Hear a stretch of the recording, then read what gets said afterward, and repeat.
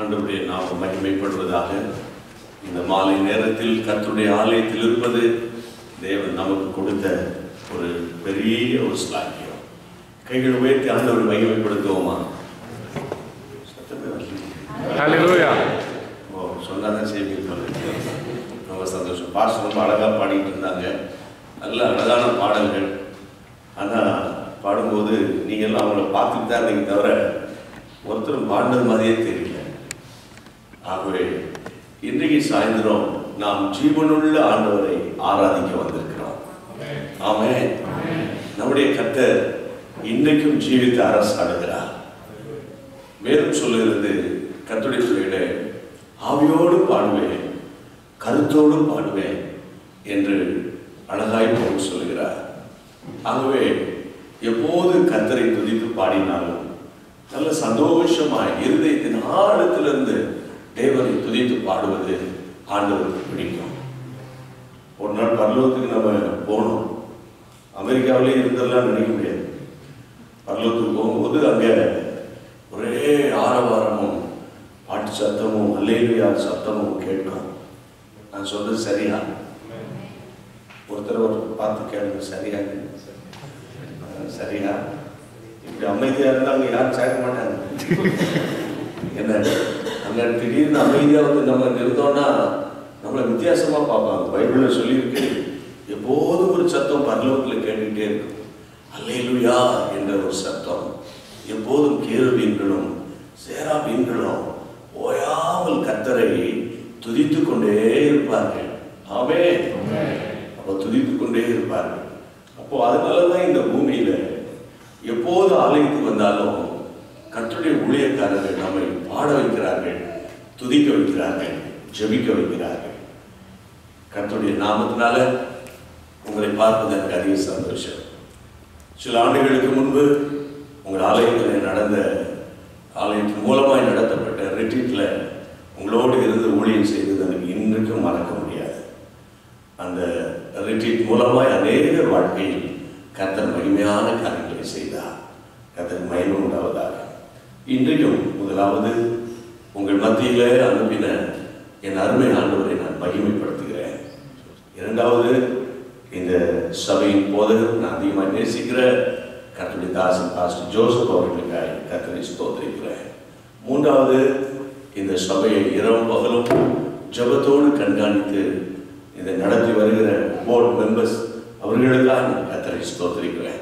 அடுத்தபடியாக நீங்கள் உங்கள் எல்லாருக்காக நான் கர்த்தரை மகிமைப்படுத்துகிறேன். கர்த்தருடைய பிள்ளைகள் கூடி வருகிற இடத்தில் தேவன் அசைவாடுகிறார். ஆகவே சில நிமிட நேரங்கள் நான் உங்களோடு கூட சேர்ந்து ஜெபிக்கணும், ஆண்டவரை துதிக்கணும் நான் விரும்புகிறேன். நீங்கள் விரும்புகிறீங்களா? அப்படி விருப்பம் இருக்கா? அவங்களுக்கு விருப்பம் இருக்குன்னு சொல்கிறவங்க மட்டும் எழுப்பி நின்று நம்ம தேவனை நோக்கி பார்ப்போம். ஓ க்ளோரி! அவர் நல்லவர், அவர் மாறாதவர், அவர் மகிமையானவர். ஆமென். கர்த்தருடைய பிள்ளைகளே, இந்த மாலை நேரத்தில் சில நேரங்கள் தேவனுக்கு நன்றி சொல்லி அவரை மகிமைப்படுத்தணும். கொஞ்சம் கடத்ததை பாருங்க. ஜெபம் பண்ணும்போது மட்டும் கண்ணை முன்னா போதும். இப்போ ஜெபம் பண்ணுற நேரத்தில் கண்ணை திறந்து பார்த்துட்டு இருக்கக்கூடாது. இப்போ என்னை பாருங்க, நம்ம எல்லாரும் கர்த்தருக்கு நன்றி சொல்ல போறோம். ஆமென். யாராவது ஏதாவது ஒரு சின்ன கிஃப்ட் கொடுத்தா உடனே தேங்க்யூ என்று சொல்லுவோம். ஒரு தேங்க்ஸ் கூட சொல்லலையே அப்படின்னு சொல்லுவோம். ஆனால் ஜீவனை தந்தா, பலனை தந்தா, சுகத்தை தந்தா கர்த்தர் தான் தந்தார் என்று சொல்லுங்க. கை வைத்து காட்டுங்க. ஆமென். என்னுடைய பலத்தினால் அல்ல, என்னுடைய ஞானத்தினால் அல்ல, என் பணத்தினால் அல்ல, கர்த்தருடைய கிருபை என்று சொல்லுங்க. கை வைத்து காட்டுங்க. ஆமென். கர்த்தருடைய கிருபை, கர்த்தருடைய கிருபை. அப்போ அவருடைய கிருபை நினைச்சா அவருக்கு தேங்க் பண்ணாமல் இருக்க முடியுமா? இருக்க முடியுமா? ஒருவேளை நீங்க ஒவ்வொருவரும் ஒவ்வொரு சர்ச் பின்னணியிலிருந்து இங்கே வந்திருப்பீங்க. சிலர் ரோமன் கேத்தலிக் சர்ச்சஸ்லேருந்து வந்திருப்பீங்க, அசம்பிளிஸ் ஆஃப் காட் சபையிலேருந்து வந்திருப்பீங்க, சிலர் வந்து சிஎஸ்ஐ சபையிலேருந்து வந்திருப்பீங்க, சிலர் ஸ்கால்விஷன் ஆர்மியிலேருந்து வந்திருப்பீங்க, பிரெஸ்பிட்டேரியன், பேப்டிஸ்ட், இப்படி நிறைய சபைகளிலிருந்து இங்கே வந்திருப்பீங்க. எந்த சபைக்கும் போகாத ஆட்களும் சிலர் வந்திருப்பீங்க. ஆனால் நம்ம எல்லாரும் போய் சேர வேண்டிய இடம் ஒரு இடம் தான், ஒரு இடம் தான். ஆமென் சொல்லுங்க, அல்லேலூயா சொல்லுங்க. கரங்களை தட்டி கர்த்தரை மகிமைப்படுத்துவோம். அல்லேலூயா. கர்த்தரையே ஏகமாய் துதியுங்கள், அவர் நடத்தும் செயல்களெல்லாம் பார்த்துரை துதியுங்கள். வல்லமையாய் நீதி செய்யும் வல்லமை துதியுங்கள். எல்லோரையும் ஏற்றுக்கொள்ளும் இயேசுவை துதியுங்கள். ஒரு நிமிஷம். கை நல்லா ஆரோக்கியமா இருக்கா? கையில் ஏதாவது பலவீனம் இருந்தால் ஜோம் பண்ணுவோம், கை நல்லா சோமாயிடும். இந்த கை நல்லா தட்டி பாடினாலும் கம்ப்யூட்டரில் இந்த விரலாம் வேலை செய்யும் ஒழுங்கா. புரியுது உங்களுக்கு? சிலர் பார்க்குற ரொம்ப ஸ்லோ மோஷனா, சிலர் கையை கட்டி என்னை ஒரு மாதிரி பார்க்குறீங்க. நான் உங்களை போல சாதாரணமான ஒரு மனுஷன் தான். ஆமென், ஹல்லேலூயா. கர்த்தருக்காக கை கட்டலைன்னா இந்த கை எதுக்குன்னு நீங்களே கேளுங்க. எல்லாரும் வாயை திறந்து பாடணும், நான் உங்களை பார்ப்பேன். சரியா? நிறைய பிரசனத்தை கேட்டுட்டீங்க, நிறைய பிரசங்கியாரை பார்த்துட்டீங்க. நம்ம கொஞ்சம் வளரணுமா இல்லையா? வளரணுமா இல்லையா? வாய் திறந்து பாடுவோமா? 1 2 3 4 அல்லேலூயா.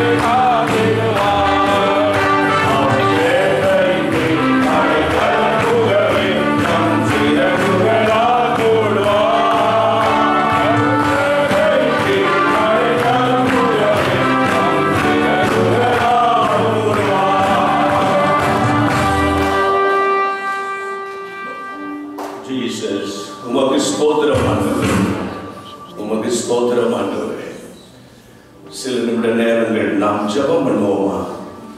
ஆவியானவர் எனக்கு உணர்த்துகிறபடி நாம் ஜெபிக்க போகிறோம்.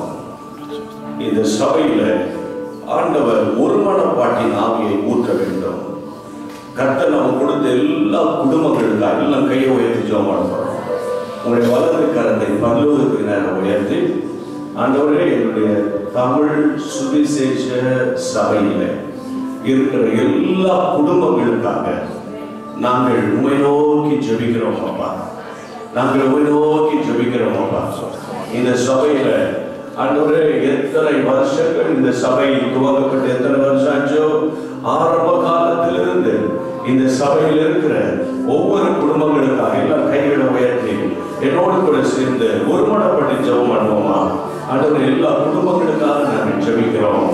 குடும்பங்களில் இருக்கிற சகோதர சகோதரிகளுக்காக நாங்கள் உம்மை நோக்கி ஜெபிக்கிறோம் தகப்பனே. ஒருமனப்பட்டு ஜெபிக்கிறோம் ராஜா, ஒருமனப்பட்டு ஜெபிக்கிறோம். ஆண்டவரே, வீட்டுக்குள்ளே சமாதானத்தை தாரும். ஆண்டவரே, வீடுகளிலே சமாதானத்தை தாரும். ஒவ்வொரு குடும்பத்திலே சமாதானத்தை தாரும். சமாதானத்தை கெடுக்க நினைக்கிற அந்தகார பிசாசுகளை நாங்கள் எல்லாரும் ஒருமனப்பட்டு அப்புறப்படுத்தி ஜெபம் பண்ணுகிறோம். வீடுகளில் சமாதானத்தை கர்த்தர் கட்டளையிடுவீராக. இயேசுவின் நாமத்தில் கர்த்தர் எங்களுக்கு கொடுத்த இந்த சமாதானத்துக்காக, எங்கள் ஜெபத்தை நீ கேட்டதற்காக கர்த்தரை கர்த்தருக்கு நன்றி சொல்லுவோமா?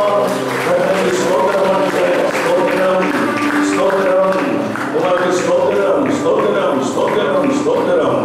ஆண்டவர் நமக்கு கொடுத்த பிள்ளைகளுக்காக எல்லாம் கைகளை உயர்த்தி வலது கரத்தை உயர்த்தி உங்களுடைய பிள்ளைகளுக்காக கர்த்தருக்கு ஆண்டவருக்கு தேங்க் பண்ணுங்க. ஆண்டவர் உங்களுக்கு எத்தனை பிள்ளைகளை கொடுத்தாரோ அந்த பிள்ளைகள் பெயரை சொல்லி சொல்லி சொல்லி நல்ல வாயை திறந்து, இயேசுவே, எங்கள் பிள்ளைகளுக்காக உமக்கு ஸ்தோத்திரம், எங்கள் மூத்த மகனுக்காக ஸ்தோத்திரம், என்னுடைய மகளுக்காக ஸ்தோத்திரம், இளைய மகனுக்காக ஸ்தோத்திரம் சொல்லுங்க. ஒவ்வொருத்தரும் சொல்லுங்க, வாய்களை திறந்து சொல்லுங்க. இயேசுவே, எங்களுக்கு நீ கொடுத்த எங்கள் பிள்ளைகளுக்காக ஸ்தோத்திரம். ஆண்டவரே, எங்கள் பிள்ளைகளுக்காக நன்றி சொல்லுகிறோம் ராஜா. நீ கொடுத்த பிள்ளைகள் அப்பா, எங்கள் பிள்ளைகளை நீரே ஞானத்தினாலும் பரிசுத்தத்தினாலும் எங்கள் பிள்ளைகளுக்கு எந்த வியாதியும் அணுகாதபடி எங்கள் பிள்ளைகளை வேலி அடைந்து நீ பாதுகாத்துக் கொள்ளும்படி இயேசுவின் நாமத்தில் ஒருமனப்பட்டு நாங்கள் ஜெபம் பண்ணுகிறோம். இந்த ஜெபத்தை கேட்டு எங்கள் பிள்ளைகளுக்கு நல்ல ஞானத்தையும் அறிவையும் கிருபையும் நீ கொடுக்க போகிறேன். அதற்காக கரங்களை தட்டி நன்றி சொல்லுவோமா? வாய்களை திறந்து ஸ்தோத்திரம், நன்றி ஆண்டவரே, நன்றி என்று சொல்லுகிறோம் நாதா, நாவாலே துதிக்கிறோம் நாதா, உமக்கு நன்றி என்று சொல்லுகிறோம் நாதா, நாவாலே துதிக்கிறோம் நாதா, நன்றி இயேசு ராஜா, நன்றி இயேசு ராஜா, நன்றி நல்ல கரங்களை தட்டி, நன்றி இயேசு ராஜா, நன்றி என்று சொல்லுகிறோம் நாதா, நாவாலே துதிக்கிறோம் நாதா, உமக்கு நன்றி என்று சொல்லுகிறோம் நாவாலே துதிக்கிறோம் நாதா, சகல நாட்கள் காத்தீரே நன்றி ஐயா, காத்தீரே நன்றி ஐயா, புதிய நாளை தந்தீரே நன்றி ராஜா, புதிய நாளை தந்தீரே நன்றி ராஜா, உமக்கு நன்றி என்று சொல்லுகிறோம் நாதா, நாவாலே துதிக்கிறோம் நாதா, உமக்கு நன்றி என்று சொல்லுகிறோம் நாதா, நாவாலே துதிக்கிறோம் நாதா. இந்த தேசத்தில் வேலை செய்வதற்காக ஆண்டவர் உங்களை உயர்த்துவதற்காக அனுப்பி இருக்கிற இந்த பட்டணத்துல உங்களுக்கென்றே கர்த்தர் இந்த ஊழியத்தை ஏற்படுத்தினார். இந்த சபையை ஏற்படுத்தினார். எல்லாம் சபைக்காக ஜெபம் பண்ண போறோம். கையை உயர்த்தி ஜெபம் பண்ண போறோம். கர்த்தர் தம்முடைய விலையேற பெற்ற இரத்தத்தினாலே விலைக்கரையம் கொடுத்து சம்பாதித்ததுக்கு தான் சபை என்று பெயர். இந்த சபைக்காக எல்லாம் கையை உயர்த்தி ஜெபம் பண்ணுங்க. இந்த சபையில ஒரு எழுப்புதல் வரணும் ஆண்டவரே சொல்லி ஜெபம் பண்ணுங்க. ஆண்டவரே, இந்த சபையில ஒரு எழுப்புதலை ஊற்றுங்க ராஜா. வாலிபர்கள் மத்தியில் ஒரு எழுப்புதலை ஊற்றுங்க. வாலிபர் சகோதரிகள் மத்தியில் ஒரு எழுப்புதலை ஊற்றுங்க. ஆண்டவரே, சகோதரர்களுக்கு சகோதரிகளின் மத்தியில் ஒரு அசைவை ஏற்படுத்துங்க. எல்லாம் கையை வைத்து ஜெபம் பண்ணுங்க, வாயை திறந்து ஜெபம் பண்ணுங்க. ஆண்டவரே, எங்கள் சபை ஒவ்வொரு ஆராதனையிலும் புதிய ஆத்துமாக்களை கொண்டு வரும் ஆண்டவரே. எல்லாம் கைகளை வைத்து சொல்லுங்க, இயேசுவின் நாமத்தினால எங்கள் சபை வளர்ச்சி அடையும்படி நாங்கள் ஒருமனப்பட்டு ஜெபம் பண்ணுகிறோம். எங்கள் சபையிலே கர்த்தருடைய ஆவியானவர் இறங்கி வருவீராக. ஒவ்வொரு ஆராதனையிலும் உங்களுடைய வல்லமையை வெளிப்படுத்தும்படி நாங்கள் ஜெபம் பண்ணுகிறோம். சோர்ந்து போன குடும்பங்கள், பலவீனமான குடும்பங்கள், எல்லா குடும்பங்களையும் எங்கள் சபைக்கு கொண்டு வருவானவரே, இயேசுவின் நாமத்தில் ஜெபிக்கிறோம். நம்மளே ஒருவர் சுருக்கமாக சத்தத்தை உயர்த்தி வெகு சுருக்கமாக ஒரு வார்த்தை இரண்டு வார்த்தை யாராவது சொல்லி நம்முடைய சபையிலே கர்த்தர் ஒரு எழுப்புதலை ஊற்றும்படி ஒரு சகோதரன் ஜெபம் பண்ணுவீங்களா? ஒரு சகோதரன் ஜெபிக்கும்படி அன்போடு நான் கேட்கிறேன். ஒரு சகோதரன் ஜெபிக்கும்படி அன்போடு கேட்கிறேன். ஆமென். அவரோடு எல்லாம் சேர்ந்து ஜெபம் பண்ணுங்க. சுருக்கமாய் ஜெபம் பண்ணுவோம். ஆமென். ஜெபிக்கிறோம் ஆண்டவரே. அப்பா, திருச்சபையை கொடுத்ததற்காக நன்றி செலுத்துகிறோம். ஆமென். தகப்பனே, என் வீடு எல்லாருக்கும் ஜெபம் சொல்லப்படுது வார்த்தைப்படி தகப்பனே, உம்மை காண்படியாய் நாங்கள் முடித்திருக்கிறோம். எங்களுக்கு மத்தியில் எழுந்தருளி வீற்றிருப்பதற்காக நான் நன்றி செலுத்துகிறேன். திருச்சபை உருவாக்கினதற்காக உங்களுக்கு ஸ்தோத்திரம் ஆண்டவரே. உடைய வருகையின் போது தகப்பனே, அனைவரும் காணப்படும்படி ஆவியானவர்களுக்கு கிருபை செய்யும்படி நாங்கள் ஜெபிக்கிறோம். அப்பா, நீங்கள் உயிர்த்தெழுந்த பின்பு தகப்பனே, உடைய சீஷர்கள் மீது பரிசுத்த ஆவியை பொழிந்த தகப்பனே, திருச்சபையா குடும்பமாய் தகப்பனே, நீருடைய பரிசுத்த ஆவியை ஊதும்படி தகப்பனே, ஜீசஸ் எங்களை அனைவரையும் தாழ்த்தி ஒப்புக்கொடுக்கிறோம்.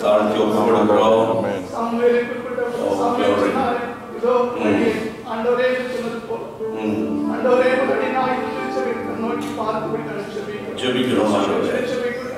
ஒரு பெரிய எழுப்புதல் உண்டாக்கப்படும்படி நான் ஜெபிக்கிறோம். இனி ஏற்பட்ட பெரிய எழுப்புதலை உண்டாக்கிறேன். என் திருச்சபைக்குள் எங்கள் குடும்பங்களுக்கும் எழுப்புதலை உண்டாக்கப் போவதற்காக நான் ஸ்தோத்திரம் ஆண்டவரே. கர்த்தருடைய ஆவியாய் இருக்கிறார். கர்த்தருடைய ஆவி எங்கேயோ இந்த வார்த்தைப்படி கர்த்தருடைய ஆவியானவர்கள் கிருபை செய்யுங்கப்பா.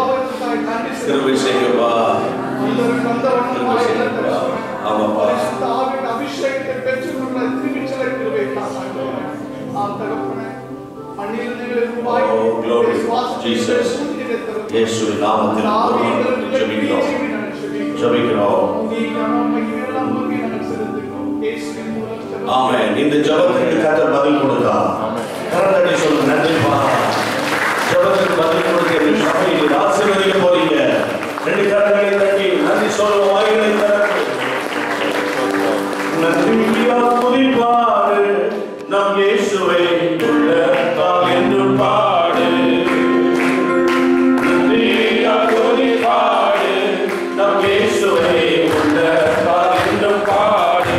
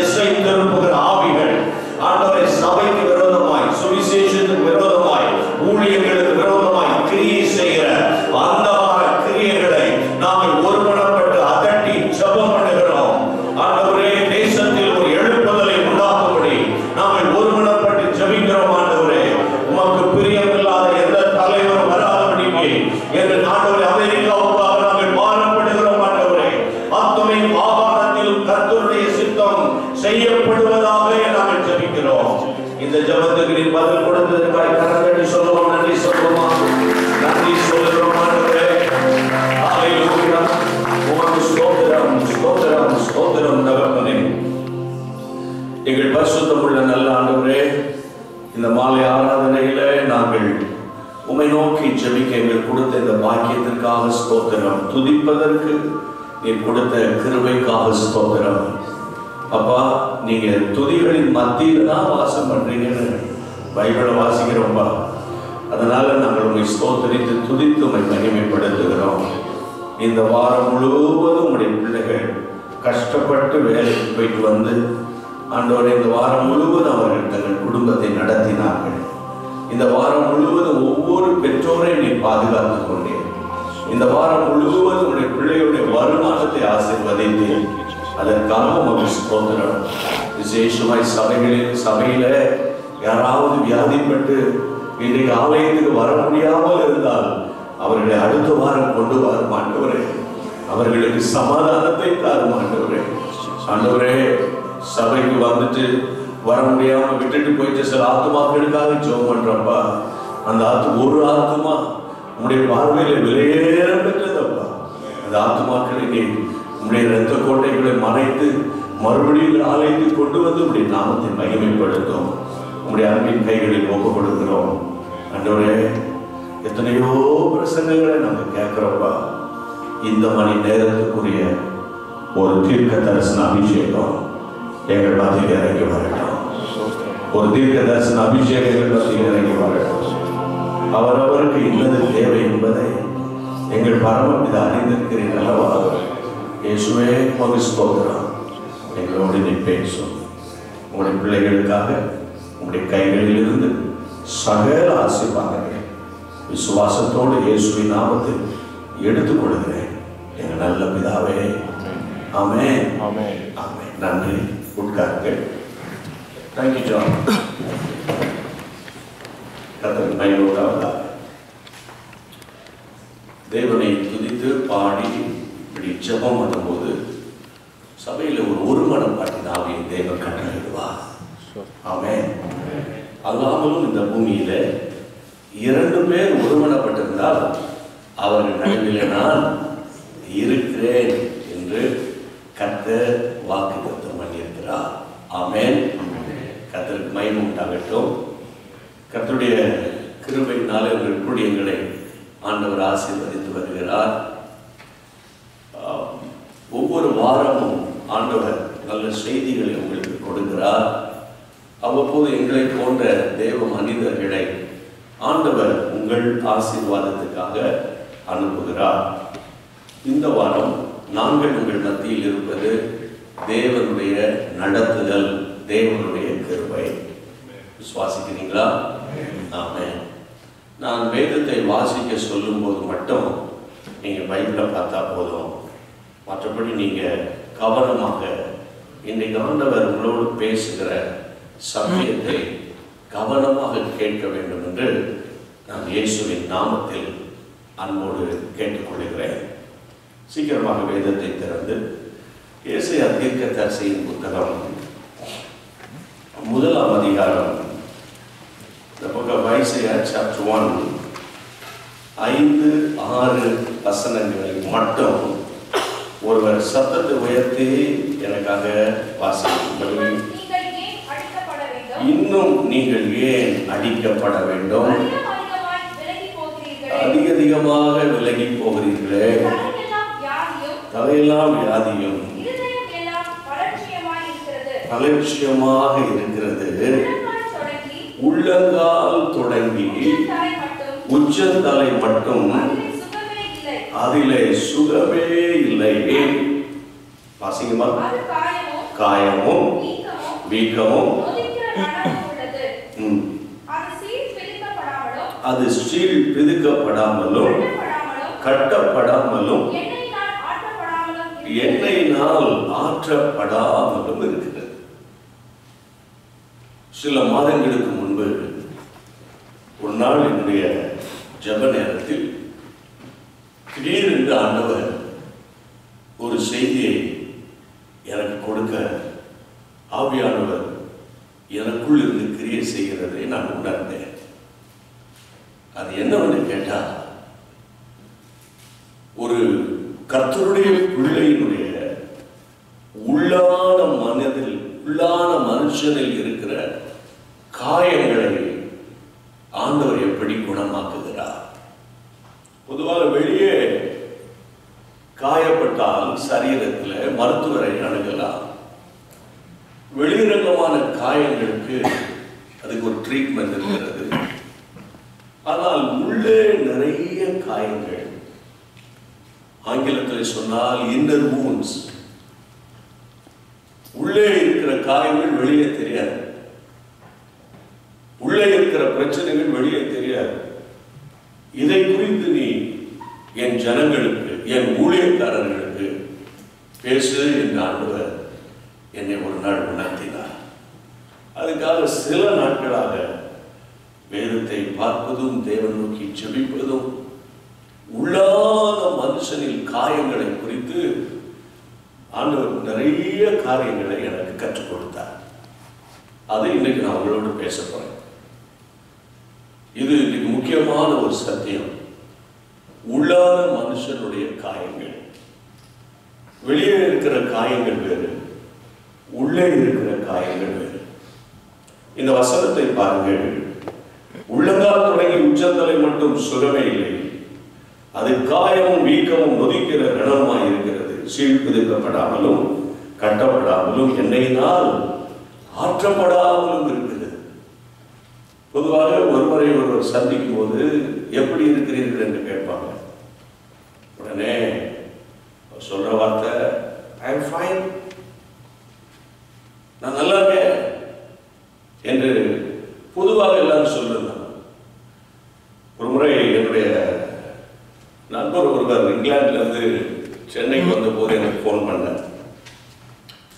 தன்னுடைய ஹோட்டல்ல இருந்து போன் பண்ணார். போன் பண்ண உடனே நம்ம எப்போதும் கேட்கிற மாதிரி அவரை பார்த்து நான் கேட்டேன், எப்படி இருக்கீங்க? அவர் சொன்னார், நான் நல்லா தான் இருக்கேன். ஏன் யாரும் எதுவும் சொன்னாங்களா? எனக்கு ஏண்டா கேட்டோன்னு ஆயிடுச்சு. அப்போ போனை வச்ச பிறகுதான் நான் யோசித்தேன், யாரும் எதுவும் சொன்னாங்களாங்கிறார. அப்போ என்னமோ உள்ளத்துல ஒரு போராட்டம் இருக்க போல. பொதுவாக ஆலயத்துக்கு வரும்போது, வெளியே போகும்போது, பர்த்டே பார்ட்டிஸ் போகும்போது, மற்ற ஆனிவர்சரிஸ் அல்லது மற்ற வேலைக்கு வெளியே எல்லாம் போகும்போது ஒரு குறை இல்லாதது போல, ஒரு பிரச்சனை இல்லாதது போல நம்ம வாழ்ந்து காட்டிக்கொள்ளும். ஆனா அநேக குடும்பங்களுக்குள்ள நிறைய உள்ளான காயங்கள், அந்த உள்ளான காயங்களோடு வாழுகிறதுனால பொதுவாக இருதயத்தில் உற்சாகமா இருந்தாதான் ஒருவன் கர்த்தருடைய சமூகத்துக்கு வரும்போது நல்ல உற்சாகமாய் பாடி கர்த்தரை ஆராதிக்க முடியும். இயேசு சொன்னார், இருதயத்தின் நிறைவினால் வாய் பேசும். என் இருதயத்தில் என்ன இருக்கோ அதான் வாயில வரும். அப்போ கணவனை குறித்த நிறைய வேதனைக்குரிய காரியங்கள் உள்ளத்துல வச்சிருப்பாங்க, அல்லது மனைவி குறித்து நிறைய பிரச்சனைகள் உள்ளத்துல வச்சிருப்பாங்க. பிள்ளைகளை குறித்து பெற்றோர்கள் நிறைய பிரச்சனைகளை உள்ளத்துல வச்சிருப்பாங்க. சபைக்குள்ளேயும் ஒருவருக்கு விரோதமாய் ஒருவரை பிசாசு ஏவி நிறைய குழப்பங்களை உள்ளத்துல வச்சிருப்பாங்க. அப்படியே வந்து கர்த்தரை ஆராதிப்பார்கள், அப்படியே போவார்கள். அங்க ஒரு பெரிய எழுப்புதலோ ஒரு சமாதானத்தையோ பார்க்க முடியாது. அதனால சிலர் சபைக்கு வருவதை கூட பெரிதாக எண்ணுவதில்லை. வீட்டிலே இருந்து விட்டால் நல்லா இருக்கும் என்று நினைக்கிறது உண்டு. இன்னைக்கு கர்த்தருடைய நாமத்தினால சொல்றேன், உள்ளே ஒரு மனிதன் இருக்கிறான். அந்த மனிதனுக்கு பெயர் என்ன? உள்ளான மனிதன். சத்தமா சொல்லுவோம், உள்ளான மனிதன். நான் பேசுறது உங்களுக்கு கேட்குதா? நீங்க பேசுறது கேட்கலையே. இன்னொரு முறை சொல்லுங்க, உள்ளான மனிதன். உள்ளான மனிதன். அந்த சத்தம் உள்ள இருந்து வந்தாதான் உள்ள மனுஷன் உயிரோடு இருக்கானா செத்து இருக்கானா தெரியும். இன்னொரு முறை சொல்லுங்க, உள்ளான மனிதன். அதுல முதல்ல சொல்லியிருந்தா எனக்கு ஒரு செகண்ட் வேஸ்ட் ஆயிருக்காது. புரியுதா உங்களுக்கு? அப்போ நான் இன்னைக்கு நல்ல ஒரு தெளிவான ஒரு நோக்கத்தோடு ஒரு எதிர்பார்ப்போடு உங்கள் மத்தியிலே நான் வந்து நிற்கிறேன். வெளியே காண்கிற மனுஷனை விட உள்ளே காண்கிற, உள்ளே இருக்கிற ஒரு மனுஷனுக்கு அவன் தான் ரொம்ப முக்கியம். அவனுக்கு பேர் இன்ன இன்னர் மேன், உள்ளான மனுஷன். இன்னைக்கு உலகம் முழுவதும் எந்த நாட்டுக்கு போனாலும் எந்த ஊருக்கு போனாலும் ஒரு சபை இருக்கும். அந்த சபைக்கு பெயர் இஸ்லாம் பெண்டிகாஸ்டல் அசம்பிளி என்று சொல்லுவாங்க. நம்ம தேசத்தில் எங்க பார்த்தாலும் எந்த நாட்டுக்கு போனாலும் இங்கிலீஷ்ல சிபிஎம் என்று சொல்லுவாங்க. அந்த சபை இல்லாத தேசமே கிடையாது. அந்த சர்ச், அந்த சபை உருவான நாடு ஸ்ரீலங்கா. இலங்கையில் தான் அந்த சபை உண்டானது. அந்த சபையை உண்டாக்கின 2 பரிசுத்தவான்கள். அதுல ஒரு பாஸ்டர் ஆல்வின். பாஸ்டர் ஆல்வின் தேசமாக போய் இந்த சபைகளை கட்டி எழுப்பினார். கடைசியில் அவருக்கு 80 வயதை கடந்த போது அவருடைய கண்கள்லாம் கொஞ்சம் மங்கி, சரீர பலவீனம் ஏற்பட்டு, நடக்க முடியாம, தொடர்ந்து ஓட முடியாம, ஒரு நாள் ரொம்ப டயர்டா தன்னுடைய ஜப வீட்டில் உட்கார்ந்து கொண்டிருக்கும் போது ஆண்டவர் பார்த்து கேட்டாராம், ஆண்டவரே, இந்த ஆல்வினுக்கு 80 வயசு, ஆனா பைபிள்ல நான் வாசிக்கிறேன், உள்ளான மனிதன் நாளுக்கு நாள், சொல்லுங்க இன்னொரு முறை, பலன் அடைகிறான். பைபிள் வாசா தானே தெரியும். உள்ளான மனுஷன் நாளுக்கு நாள் புதிதாக்கப்படுகிறான். உங்களுக்கு தெரியாதுன்னா எனக்கு தெரியும். அதனால தான் கொஞ்சம் பிரேக் போட்டேன். கர்த்தருடைய பிள்ளைகளே, உள்ளான மனுஷன் நாளுக்கு நாள் புதிதாக்கப்படுகிறான். அப்ப ஆண்டவர் பார்த்து கேட்டாராம், பாஸ்டர் ஆல்வின் கேட்டாரா, ஆண்டவரே, வெளியே பார்க்குற பாஸ்டர் ஆல்வினுக்கு 80 வயசு, உள்ளே ஒரு மனுஷன் இருக்கான், அவன் நாளுக்கு நாள் புதிதாக்கப்படுகிறான். அப்ப அந்த உள்ளான மனுஷனை எனக்கு காட்டுவீங்களா? எனக்கு எத்தனையோ விஷன்ஸ், எத்தனையோ கிருபை வரங்கள்லாம் கொடுத்துருக்கீங்களப்பா. ஜெபம் பண்ணிட்டே இருந்தாரா. ஒரு நாள் திடீர்னு ஆண்டவர் அவனுடைய உள்ளான மனுஷனை காட்டினார். ஒரு 20 வயது மதிக்கத்தக்க இளைஞரை போல வந்தார். கர்த்தருக்கு மகிமை உண்டாகட்டும். ஆண்டவர் சொன்னார், ஆல்வின், இதுதான் அவனுடைய உள்ளான மனுஷன்.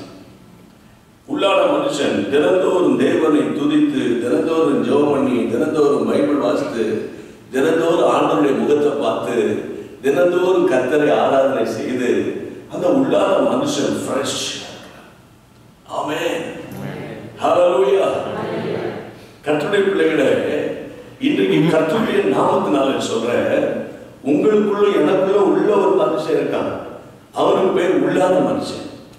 அந்த உள்ளான மனுஷனை குறித்து இன்றைக்கு நான் பேசுவது உங்களுக்கு பிரயோஜனமாக இருக்கும் என்று நான் விசுவாசிக்கிறேன்.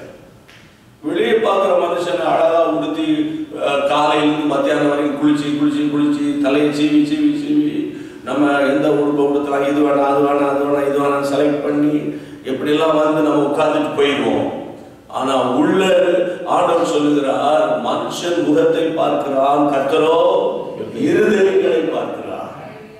அப்போ என் அன்பு கர்த்தருடைய பிள்ளைகளே, இந்த உள்ளான மனிதன் எப்படி இருக்கானா, நம்ம வாசித்தோம் ஏசாயா 1:5-6 காயமும் வீக்கமும் நொதிக்கிற ரணமா இருக்கிறது.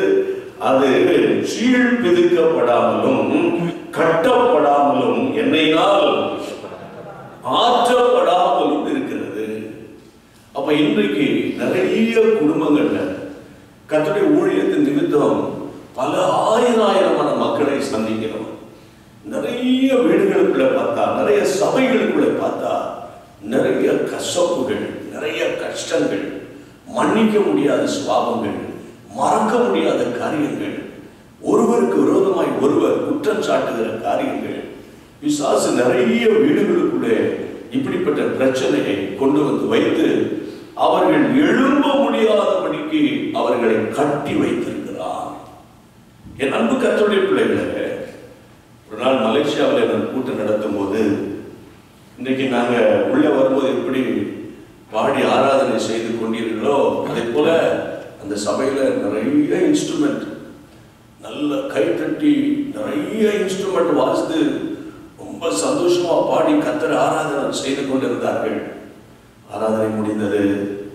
பாஸ்டர் சொன்னார், நீங்க பிரசங்கம் பண்ணுங்க. நான் வந்து பிரசங்கிக்க நிற்கும்போது அவங்க எல்லாம் பாடி ஆராதனை செய்த உடனே எனக்கு அவங்களோடு கூட சேர்ந்து ஜெபிக்கணும் போல இருந்தது. இந்த ஜெபம் பண்ணி கொண்டிருக்கும் போது இன்றைக்கு நாம் பாடினோம் அல்லவா, வல்லமை உண்டு வல்லமை உண்டு. அந்த பாடலை ஒரு முறை நான் பாட ஆரம்பித்தேன். ஆரம்பித்த உடனே எல்லாரும் கரங்களை தட்டி பாடினாங்க. இரண்டாவது வரிசையில் இருந்த ஒரு சகோதரன் திடீரென்று எழும்பி அசுத்த ஆவியினால் அவர் பாதிக்கப்பட்டிருந்ததுனால, அவருக்குள்ள ஒரு டிசீவிங் ஸ்பிரிட் இருந்ததுனால அந்த ஆவி அவரை அலைகழிக்க ஆரம்பித்து விட்டது. உடனே அவர் கீழே விழுந்து சத்தம் போடுகிறார். அவர் யாருன்னா, நான் உள்ளே சர்ச்சுக்குள்ள நுழையும் போது மைக்கை பிடிச்சி ஒர்ஷிப் பண்ணி கொண்டிருந்தவர், ஒர்ஷிப் பண்ணவர், பாட்டு படிச்சுட்டு இருந்தவர். திடீரென்று அசுத்த ஆவியினால் பாதிக்கப்பட்டு அலைகழித்து. அதை விட பயங்கரம் என்னன்னு கேட்டா, திடீரென்று பாக்கெட்ல இருந்து ஒரு கத்தி எடுத்தார். ஆலயத்தின் நடுவில் ஒரு கத்தி எடுத்தார். அது ஒரு பட்டன், அவர் பட்டன் அனுப்பினார்.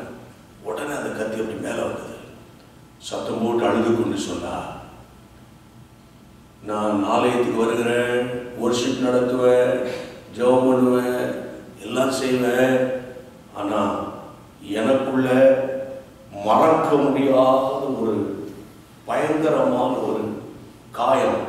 அது என்னன்னா, என் தகப்பனை ஒருவன் அநாசமா திடீர்னு குத்தி கொலை செய்துட்டான். எங்க அப்பா மரித்து போனார். அந்த கொலை செய்த கொலைகாரன் எங்க கண்டாலும் நான் என்ன செய்வேன், அவனை நான் கொலை பண்ணணும். அவனை கண்ட உடனே அதுக்கு பிறகு போய் கத்தியெல்லாம் தேட முடியாது. அதனால எப்போதும் என் பாக்கெட்ல கத்தி வச்சிருப்பேன். ஆலயத்துக்கு வருவேன், பாட்டு பாடுவேன், வொர்ஷிப் பண்ணுவேன், எல்லாம் செய்வேன். ஆனா எனக்குள்ள இந்த பிட்டர்னஸ் இருந்து கொண்டே இருக்கும். ஆனா இன்னைக்கு என்னன்னே தெரியல, திடீர்னு என் மேல ஆவியானவர் இறங்கி வந்தால் உடனே எனக்குள்ள இருக்கிற கிரியைகள் எல்லாம் வெளிப்பட்டது. இது தவறு என்று ஆண்டவர் உணர்த்தினார். கையோவைக்கு கத்திர மயப்படுத்துங்க. இதுதான் இன்னைக்கு சபைக்கு தேவை. எத்தனை பாட்டு பாடுறோம், என்ன பிரசங்கம் பண்றோம், இன்னைக்கு என்ன ப்ரோக்ராம், இது முக்கியம் இல்லை. சபைக்குள்ள வரும்போது ஒவ்வொரு விசுவாசிகளுக்குள்ள ஆண்டவர் கிரியை செய்யணும். ஆமென் சொல்லுங்க. என் அன்பு தேவனுடைய பிள்ளைகளே, இந்த உள்ளான காயங்களில் ஒன்றுதான் பிட்டர்னஸ், அல்லாவிட்டால் கசப்பு. அதனால்தான் இன்னைக்கு வேத பாடத்தில் வாசிக்கும் போது மார்க் 11ஆம் அதிகாரம் திருப்புங்க, அதுல 26ஆம் வசனத்தை தயவு செய்து எடுத்தவங்க எனக்காக வாசிப்பீங்களா? 26 25 வாசிங்க சிஸ்டர். நீங்க நின்று ஜெபம் பண்ணும்போது ஒருவர் பேரில் வாசிங்க.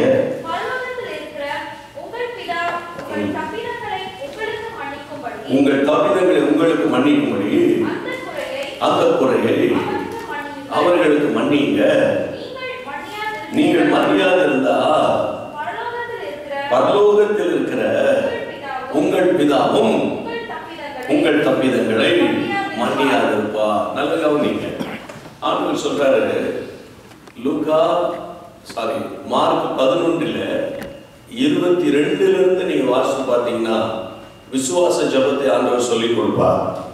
எப்படி விசுவாசிக்கணும், எப்படி விசுவாச வார்த்தையை பேசணும், அப்படி சொல்லி கொடுத்து கொண்டு வரும்போதே 25ஆம் வசனத்தில் ஆண்டவர் சொல்றாரு, நீங்கள் நின்று ஜெபம் பண்ணும்போது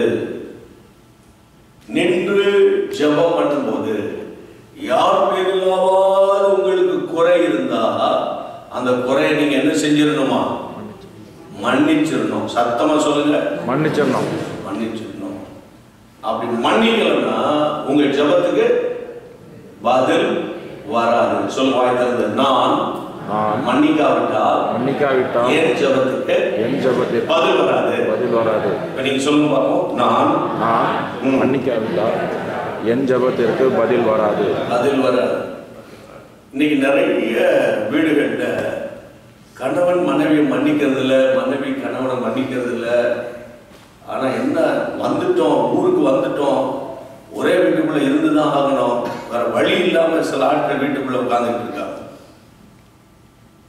ஏதாவது காரியம் சொல்லி ஊருக்கு அனுப்பலாம்னு பார்க்குறான், சில ஆட்களால் முடிய மாட்டேங்குது. நிறைய வீடுகளுக்குள்ளே போகும்போது பயங்கரமான கசப்புகள், காயங்கள். இதை பற்றி நான் சொல்லும்போது இன்னும் கொஞ்சம் ஆழமா அவங்களோடு பேச பிரியப்படுறேன். ஏன்னா இந்த செய்தியை கேட்ட பிறகு நாம் இந்த செய்திக்கு ஒப்பு கொடுத்து ஜெபம் பண்ணி போக வேண்டும் என்று கர்த்தர் சொல்லுகிறார். எபிரேயர் 12ஆம் அதிகாரத்தை திருப்புங்க. பைபிள் கொண்டு வந்தவங்க எல்லாம் எபிரேயர் மனைவி திருப்புவாங்கன்னு சொல்லி நீங்க கை கட்டி உட்கார்ந்து கூடாது. நீங்க பைபிள் இல்லாம ஆலயத்துக்குள்ள வரக்கூடாது, சரியா? சிலர் போன்ல நீங்க பாக்குற மாதிரி தெரியுது, போனை பார்க்குறியா அல்லது கோகுல பார்க்குறியா என்னன்னு புரிய மாட்டேங்குது. அட்லீஸ்ட் அந்த போனையா கொஞ்சம் கண்ணுக்கு அதை காட்டுங்க. அப்படி தயவு செய்து கையை கட்டிட்டு உட்கார்ந்துருக்க பார்த்தாலே எனக்கு ரொம்ப கஷ்டமா இருக்கு. ஏன்னா நம்மெல்லாம் கர்த்தருடைய பிள்ளை. அவன் கஷ்டம் மட்டும் இல்லை, உங்களை பார்த்தோன்னே எனக்கு ஒரு காரியம் ஞாபகத்துக்கு வந்துட்டு.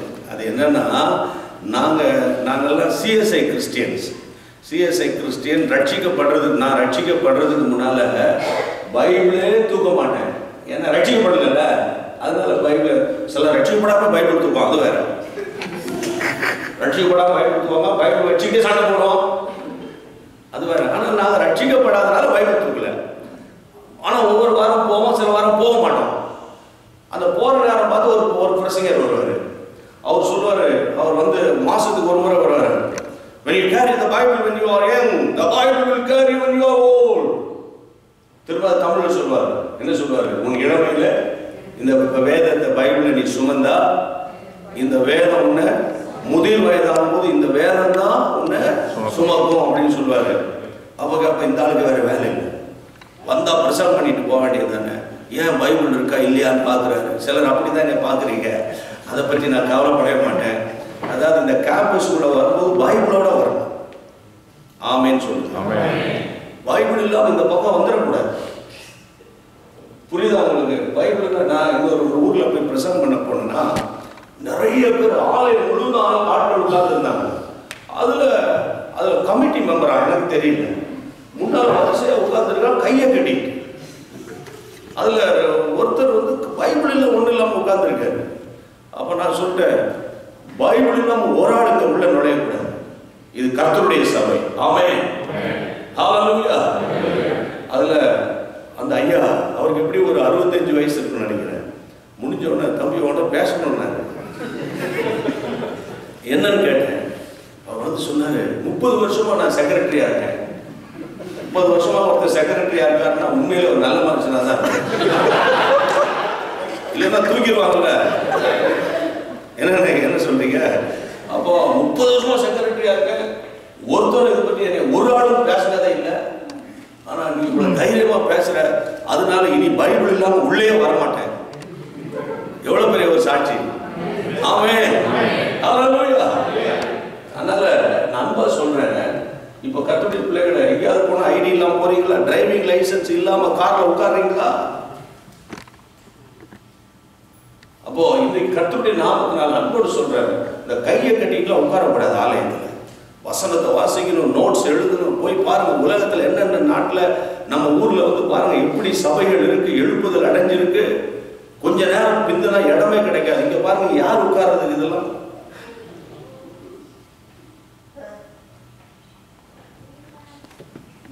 ஒரு பக்கம் ஆண்டவரை தேடுவதற்கு ஆயிரமான மக்கள் ஆவலோடு கூட காத்துட்டு இருக்கிறாங்க. ஆமென்.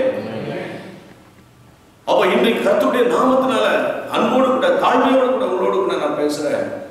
அப்ப வசனத்தை திருப்புங்க. எபிரேயர் 12ஆம் அதிகாரம், Hebrew chapter 12 verse 15. Very good. வாசிங்கம்மா. இழந்து போகாதபடிக்கு யாதொரு கசப்பானவே முளைத்து எழுப்பி கலகம் உண்டாக்குகிறதுனால அநேக தீட்டுப்படாதபடிக்கு. போதும், நல்ல கவனிங்க.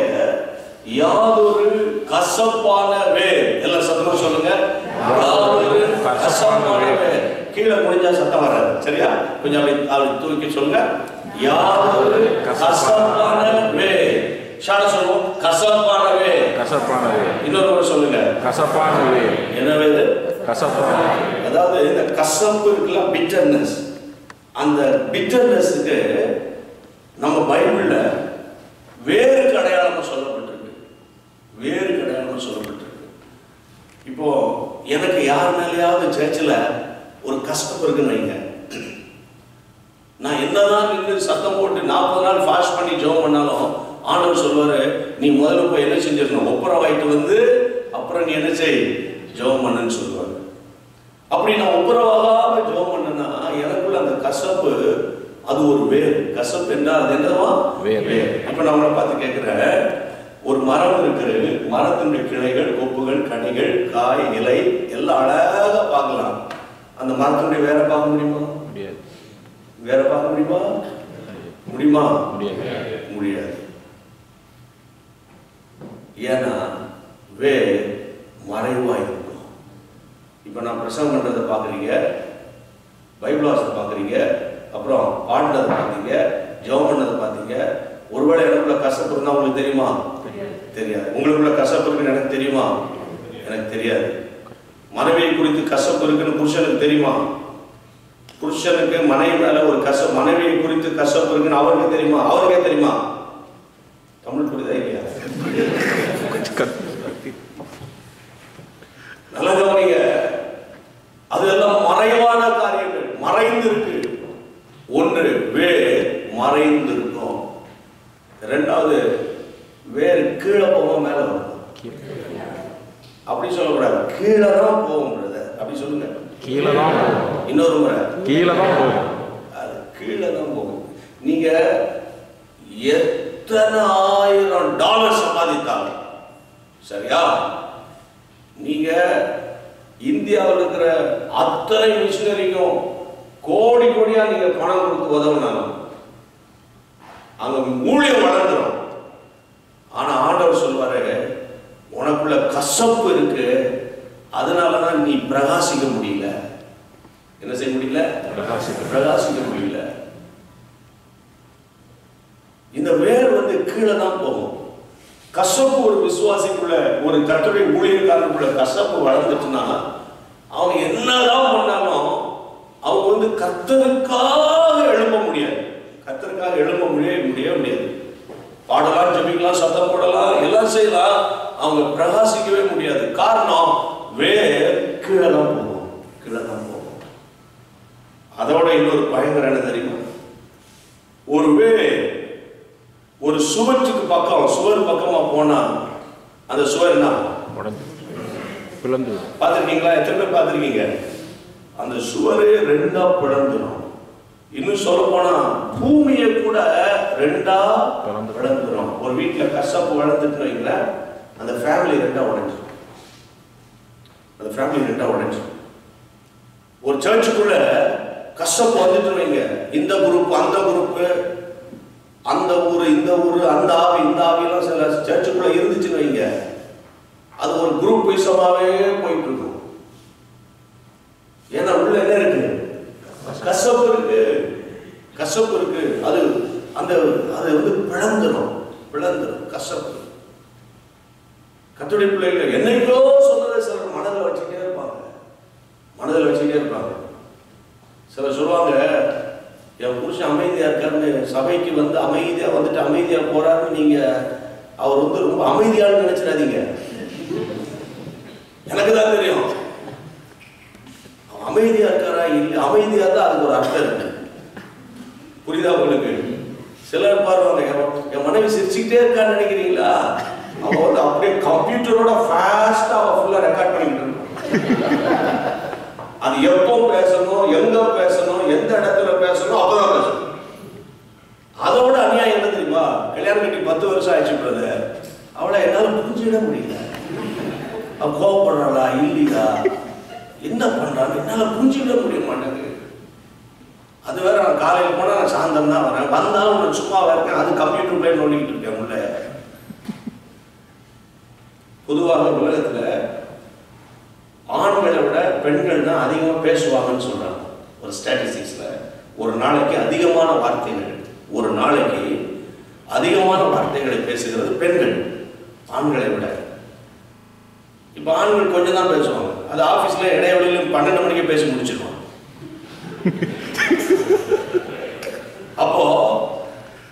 அதுக்கு மேல பேசுறது ஒண்ணுமே இருக்காத சூழ்நிலையில சாயந்தரம் அவரும் காரை ஓட்டி டிராபிக்ல வேதனையோட எரிச்சலோட வீட்டுக்குள்ள வரும்போது எப்படி இருந்துச்சு இன்னைக்கு? என்ன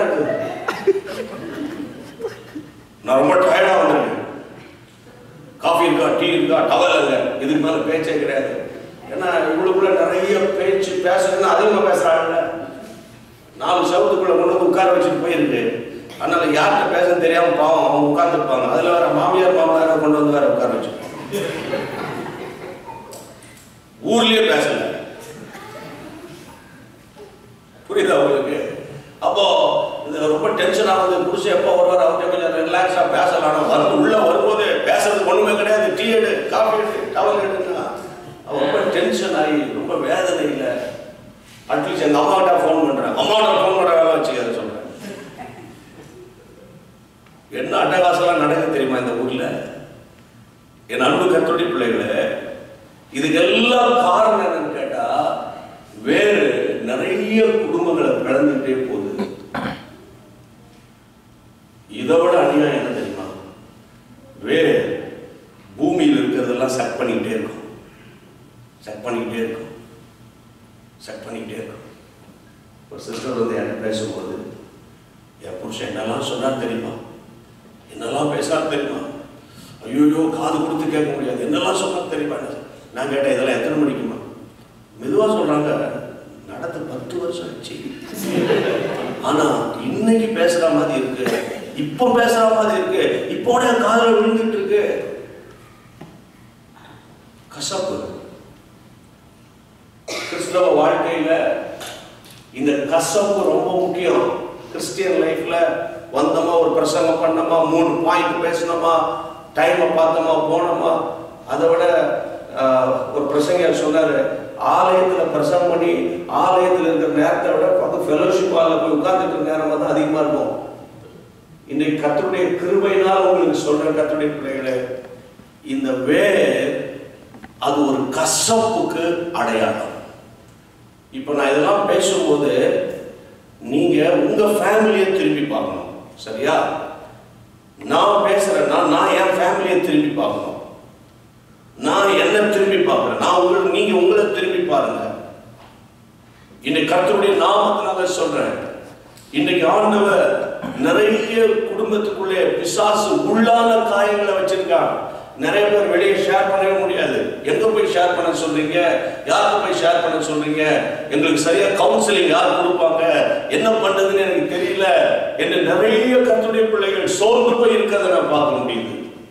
ஆகவேதான் இன்றைக்கு கர்த்தருடைய நாமத்திலே சொல்றேன், இந்த உள்ளான மனுஷனுடைய காயங்கள்ல இருந்து நாம இன்னைக்கு வெளியே வர போகிறோம். கையெழுத்து ஆமென் சொல்லுங்க.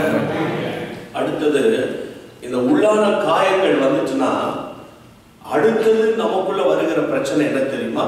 வேதத்தை திருப்புங்க சீக்கிரமா. என்னாகமத்தின் புத்தகம், என்னாகமம் 13ஆம் அதிகாரம், என்னாகமம் நம்பர்ஸ் சாப்டர் 13, 13ஆம் அதிகாரத்தை திருப்புங்க. 13ஆம் அதிகாரத்தை திருப்பி 31 இருந்து வாசிங்க பார்ப்போம். அவரோடே கூட போய் வந்த மனிதரோ நாம் போய் அந்த ஜனத்தோடே நம்மாலே கூடாது, நம்மாலே கூடாது, அவர்கள் நம்மை பார்க்கிலும் பலவான்கள் என்றார்கள். அடுத்த வசனம், நாங்கள் போய் சுற்றி பார்த்து வந்த அந்த தேசம் குடிகளை பட்சிக்கிற தேசம், குடிகளை பட்சிக்கிற தேசம், நாங்கள் அதிலே கண்ட ஜனங்கள், நாங்கள் அதிலே கண்ட ஜனங்கள் எல்லாரும் மிகவும் பெரிய ஆட்கள், எல்லாரும் பெரிய ஆட்கள்.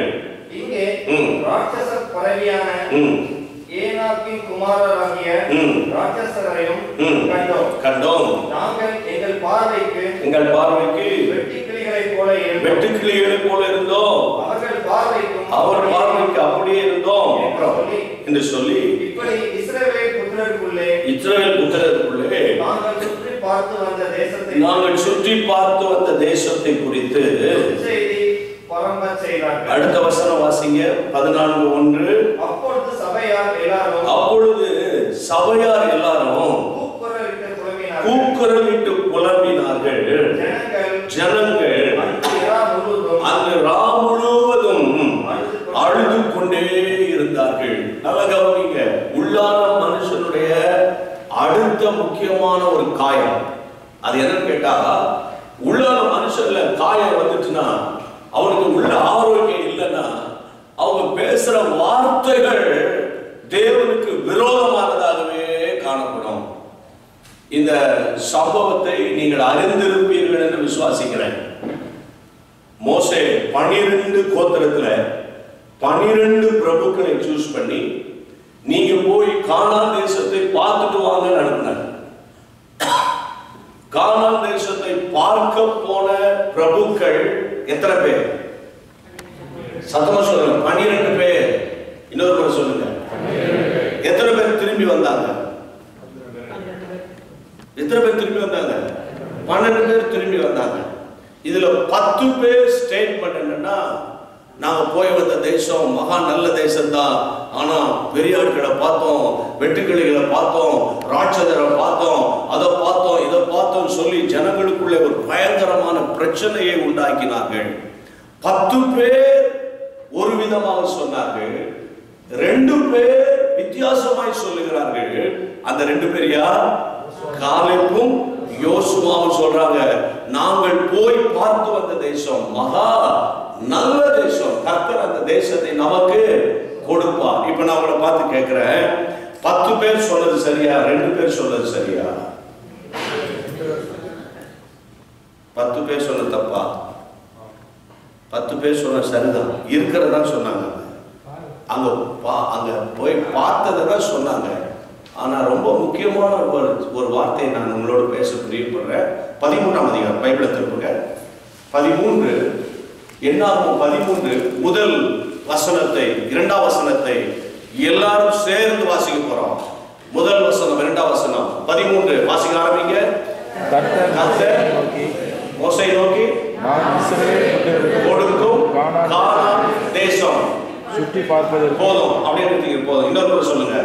கர்த்தர் மோசேயை நோக்கி, நான் இஸ்ரவேல் புத்திரருக்கு கொடுக்கும் கானான் தேசம். இன்னொரு முறை வாசிங்க. நான் இஸ்ரவேல் கொடுக்கும் கானான் தேசம். Very good. இப்ப கவனிங்க. இப்ப ஆண்டவர் மோசேயை பார்த்து சொல்லிட்டாரு, நான் இந்த தேசத்தை உங்களுக்கு கொடுக்க போகிறேன். கைவரித்தலையிலேயே சொல்லுங்க. ஆண்டவரே சொல்லிட்டாரு, நான் கொடுக்க போறேன்னு. மோசே இதை 12 பேருக்கு சொல்லிட்டார். இப்ப ஆண்டவர் நமக்கு அந்த தேசத்தை கொடுக்க போறான்னு சொல்லிட்டாரு. மோசே சொல்லிதான் அனுப்புறாரு. இந்த 12 பேரும் லீடர்ஸ். 12 பேர் யாரு? தலைவர்கள். சொல்லுங்க, சத்தமா சொல்லுங்க. தலைவர்கள். பாருங்க, 12 கோத்திரத்துல லட்சக்கணக்கான மக்கள்ல ஒவ்வொரு கோத்திரத்துல ஒருவனை அவர் சூஸ் பண்றாரு. அப்போ அந்த 12 பேர் சாதாரணமான ஆட்கள் அல்ல. ஆனா இந்த 12 பேரும் போனாங்க.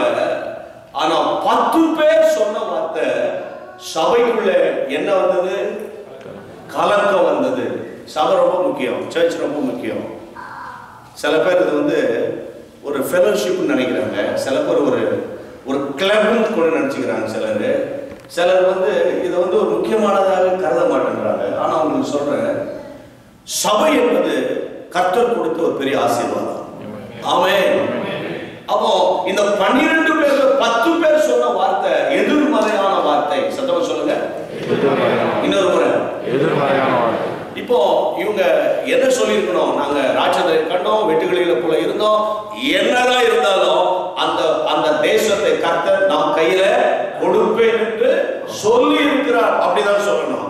ஆனா இந்த 12 பிரபுக்கள்ல 10 பேர் எதிர்மறையான வார்த்தைகளை பேசினதுனால சபையில என்ன வந்தது? கலக்கம், குழப்பம், அழுகை, வேதனை வந்தது.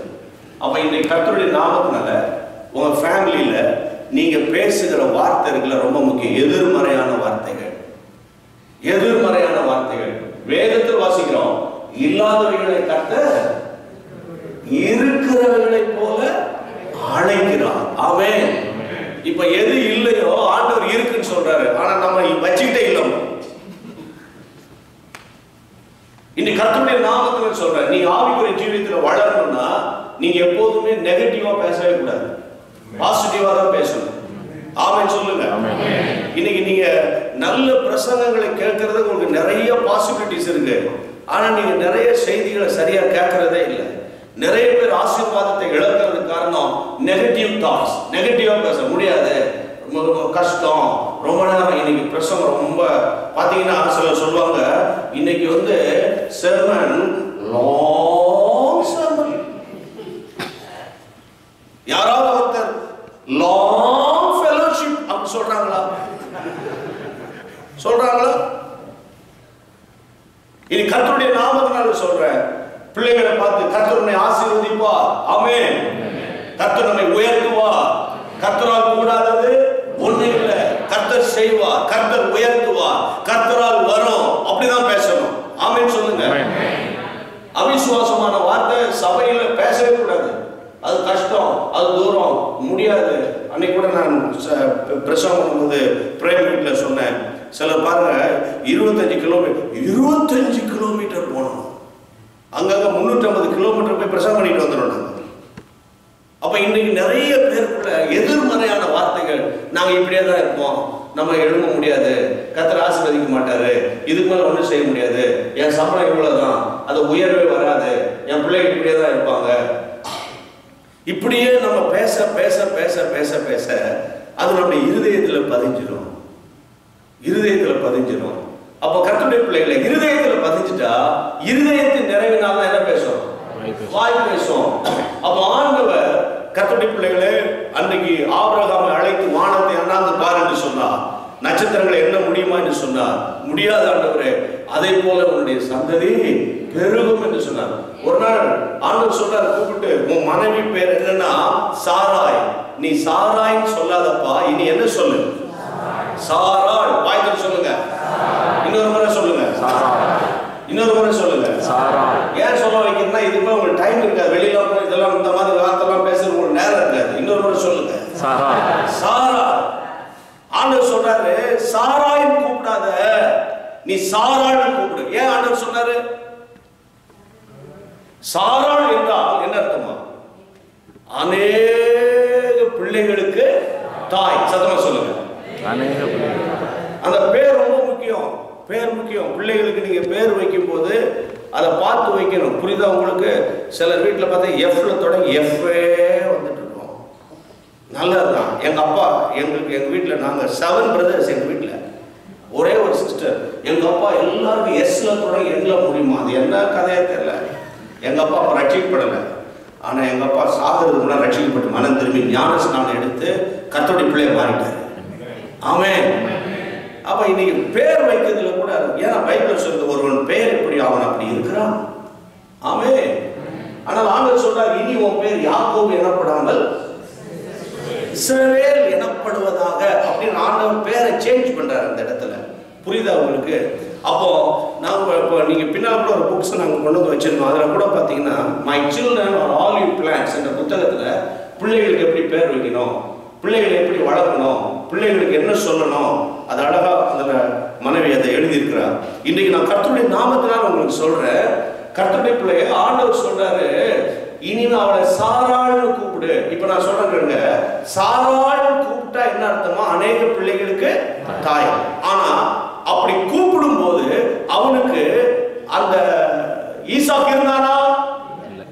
இல்ல இல்ல. யார்? ஆபிரகாம். ஆண்டவரை பார்த்து கேட்டிருக்கலாம், ஆண்டவரே ஒருத்தன் கூட எனக்கு இல்ல, ஒரு பிள்ளை கூட இல்ல, அநேக பிள்ளைகளுக்கு தாய் எப்படி மனைவியை நான் கூப்பிடுறது?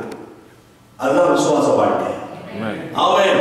உங்க வேலையில ஏதாவது பிரச்சனை இருந்தா, வீட்டுல எதுவும் பிரச்சனை இருந்தா, ஐயா 10 வருஷம் ஆச்சு, இன்னும் அபார்ட்மெண்ட்ல இருக்கிற ஒரு வீடு கூட வாங்க முடியல அப்படின்னு யாராவது நீங்க இருந்தீங்கன்னா, நீங்க இன்று முதல் விசுவாச வார்த்தைகளை பேசுங்க.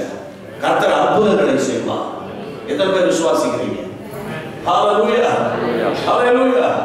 இன்னைக்கு கர்த்தருடைய நாமத்தினால நீங்க என்னதான் பிரசங்கலாம் கேட்டாலும் உங்கள் விசுவாசம் தான் உலகத்தை ஜெயிக்கிற செயல்.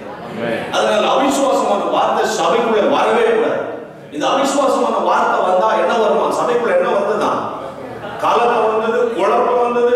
14ஆம் அதிகாரம் 1 வசனம் சொல்லுகிறது, சபையார் ராவு முழுவதும் அழுது அழுது புலம்பிக் கொண்டே இருந்தார்கள். இன்றைக்கு கர்த்தருடைய நாமத்தினால சொல்றேன், இயேசுவின் நாமத்தினால உங்க வேலை குறித்தோ, படிப்பை குறித்தோ, பிள்ளைகளை குறித்தோ, ஒருவேளை யாருக்காவது பிள்ளைகள் இல்லாம இருந்தா, உனக்கு இந்த பிள்ளைகள் இருக்காது, அவ்வளவுதான்.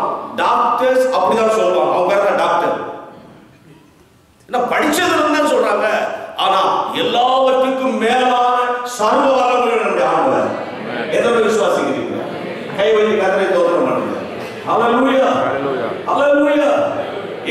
இயேசுவின் நாமத்தினால ஊழியத்துல ஆயிரக்கணக்கான அற்புதங்களை அதிசயங்களை நாங்க பார்த்துட்டே வரோம். ஆனா நீங்க சோர்ந்து போக கூடாது. எதிர்மறையான வார்த்தைகள், எங்க அப்பா ரட்சிக்கப்பட மாட்டாரு, என் புருஷன் ஞானஸ்நானம் எடுக்க மாட்டாரு, என் புருஷன் மூழ்கி ஞானஸ்நானம் எடுக்கவே மாட்டாரு, அவர் ரட்சிக்கப்பட மாட்டாரு, அவரை திருத்த முடியாது. முதல்ல ஆண்டவர் சொல்றார், நீ திருந்தினியா? நீ திருந்தினியா? நம்ம வாயின் வார்த்தையினால மற்றவங்களை திருத்த முடியாது, நம்முடைய நடக்கையினால தான் திருத்த முடியும். ஆமென் சொல்லுங்க. கை வைத்து கர்த்தரை ஸ்தோத்திரம் பண்ணுங்க. அப்ப இந்த எதிர்மறையான வார்த்தை நீங்க பேசிக்கிட்டே இருந்தீங்கன்னா உங்க உள்ளத்துல அப்படிப்பட்ட காயங்கள் இருக்குன்னு அர்த்தம். சரியா? அப்ப இன்னைக்கு இயேசுவின் நாமத்தினால இந்த உள்ளான காயங்களை குறித்து இவ்வளவு நேரம் பேசினேன். இப்போ இந்த உள்ளான காயங்களை எப்படி சுகமாக்குவது? எத்தனை பேர் கேட்க ஆசையா இருக்கு? இந்த உள்ளான காயங்களை எப்படி சுகமாகுவது? வேதத்தை திருப்பங்க சீக்கிரமா. நான் வேகமா முடிச்சு நான் ஜெபத்தோட நம்ம இன்னைக்கு இந்த ஆசீர்வாதத்தை நம்ம சுதந்திரிக்க போகிறோம். எபிரேயர் நிருபம் 12ஆம் அதிகாரம் வேகமாய் முதல் 2 வசனங்களை சத்தமா வாசிப்பீங்களா? எபிரேயர் 12:1-2. ஆகையால் நம்மை சூழ்ந்து கொண்டிருக்க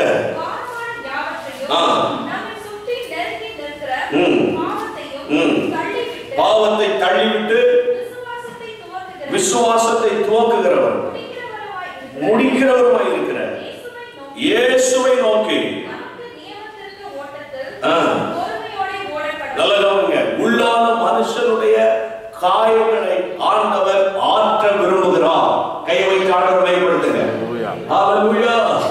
நிறைய காயங்களோடு கஷ்டங்களோடு சில மாதங்களாய் சில வாரங்களாய் நீங்கள் வேதனைப்பட்டு கொண்டிருந்தா இன்னைக்கு ஆண்டவர் சொல்லுகிறார், உங்க உள்ளத்தில் இருக்கிற தேவன் விரும்பாத சுபாவங்களை தூக்கி எறிந்து விட்டு இயேசுவை நோக்கி பார்க்க வேண்டும். யாரை நோக்கி பார்க்கணும்? இயேசுவை நோக்கி பார்க்கணும். இவங்களை நோக்கி பார்த்து நீங்க சோர்ந்து போக கூடாது. இயேசுவையே நோக்கி பார்க்கணும். அப்ப இயேசுவை நோக்கி பார்க்கணும்னா ஒரு ஃப்ரேம் போட்டு அந்த படத்துக்கு முன்னால உட்கார்ந்து அப்படியே அவரை பார்த்துட்டு இருக்கணுமா? மலேசியாவுக்கு நம்ம நாட்டில இருந்து ஒரு பிரசங்கியார் போனார். போனா அந்த ஆலயத்துல பிரசங்கம் பண்ணி முடித்தார். முடித்த உடனே ஒரு பணக்காரர் வந்தார். பிரதர், சமீபத்தில் ஒரு பெரிய வீடு நான் கட்டியிருக்கேன், கர்த்தருடைய கிருபையினால அந்த வீட்டுக்கு வந்து ஜோமன வரீங்களா? வாங்க, கட்டாயம் நான் வரேன். இந்த வீட்டுக்கு போய் அவர் வீட்டுக்கு போனார். பிரம்மாண்டமான வீடு. ஒவ்வொரு அறைகளை சுற்றி காண்பித்தார். முக்கியமான ஒரு அறைக்கு இப்போ உங்களை கூட்டிட்டு போறேன். அதுதான் என்னுடைய ஜெப அறை. இந்த ஊழியருக்கு நம்முடைய இந்திய பிரசங்கியாருக்கு பெரிய சந்தோஷம். ஒரு ஜெப அறைக்கு கூட்டிட்டு போறாரு. உள்ள போனா அவ்வளவு பிரைட்டா நீட்டா பெயிண்ட் அடிச்சு அழகான கார்பெட் போட்டு ஏர் கண்டிஷன் போட்டு நல்ல ஜெபிப்பதற்கு ஏற்ற விதமா அந்த இடத்தை வடிவமைத்து வைத்திருந்தார். அப்ப சொன்னாரா, அங்க இயேசுநாதருடைய புகைப்படம், பெரிய படம். டெய்லி இந்த படத்துக்கு முன்னால முழங்கால் போட்டு 2 கையை விரிச்சு இந்த படத்தையே பார்த்துக்கிட்டு இருக்கோம். பிரதர், இந்திய பிரசங்கியார் கேட்டாரா, இந்த படத்தையே பார்த்துட்டு இருக்கீங்க? இந்த படத்தையே பார்த்துக்கிட்டு இருக்கோம் பிரதர். அவர் தானே எனக்கு ரட்சிப்பை தந்தார். திரும்ப இன்னொரு முறை கேட்கிறேன், தப்பா நினைக்காதீங்க, இந்த படத்தையா பார்த்துட்டு இருப்பீங்க? ஆமா. ஏன் நீங்க கேட்க கேட்க எனக்கு சந்தேகம் வருது. என்ன நான் செய்யறது தப்பா, சரியில்லையா? இந்திய பிரசங்கர் அந்த படத்தை உன்னிப்பாக பார்த்த போது அதுல அவர் இந்த யார் படம் புரிஞ்சுக்கிட்டார். என்னன்னா, இயேசுநாதருடைய புகைப்படம். அதுல இயேசுநாதர் நல்ல வாய் விட்டு சிரித்து கொண்டிருப்பது போல ஒரு போஸ் கொடுக்கிறார். அதுல இப்ப நான் அவங்களை பார்த்து கேட்கிறேன், ஜீசஸ் கிரைஸ்ட் போட்டோ உலகத்துல எங்கேயும் அவர் சிரித்து கொண்டிருக்கிற மாதிரி பார்க்கவே முடியாது. நீங்க எங்கேயுமே பார்க்க முடியாது. ஆனா அந்த படத்துல அவ்வளவு பல்லு தெரியுது, சிரிச்சுக்கிட்டே இருக்காரு. இந்திய பிரசங்கர் கண்டுபிடிச்சிட்டாரு யார் படம். உடனே திரும்ப கேட்கிறார், ஒரே ஒரு முறை கேட்கிறார், இந்த படத்துக்கு முன்னாடியா? ஐயா, உள்ளதை சொல்லுங்கயா தயவு செய்து. என்ன பிரச்சனை? நீங்க நினைக்கிற மாதிரி இது ஜீசஸ்னுடைய போட்டோ இல்லையா? தமிழ்நாட்டு முன்னாள் முதல்வர் எம்ஜி ராமச்சந்திர படையா? எம்ஜிஆர் படையா? எம்ஜிஆர் படமா?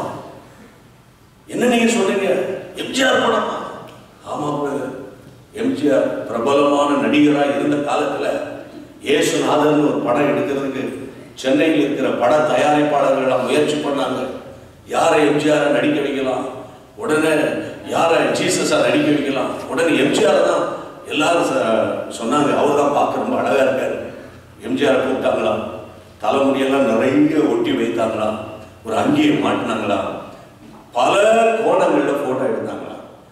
அதுல ஒரு போட்டோவை சென்னை பக்கத்துல சென்ட்ரல் ஸ்டேஷன் இருக்குல்ல, அது பக்கத்துல மூர் மார்க்கெட் ஒன்று இருக்கும். அதுல பிளாட்ஃபார்ம்ல போட்டு யாரோ வியாபாரம் பண்ணியிருக்காங்க. அந்த படத்தை இவர் வாங்கிட்டு போயிருக்காரு. இயேசுநாதர் நினைச்சு தெரியாம. அதனால தயவு செய்து இந்த படத்தை கழட்டிருங்க. நான் சொல்றேன், இந்த படத்துல எல்லாம் ஏசப்பா இல்ல, தேவன் ஆவியாக இருக்கிறார். ஆமென். தேவன் ஆவியாக இருக்கிறார். அவரை தொழுது கொள்ளுகிறவர்கள் ஆவியோடோ உண்மையோடோ அவரை தொழுது கொள்ளுங்கள். அதனால கர்த்தருடைய பிள்ளைகளை இயேசுவை நோக்கி பாருங்க. அவரை நோக்கி பார்க்கிறது எப்படி நோக்கி பார்க்கிறது?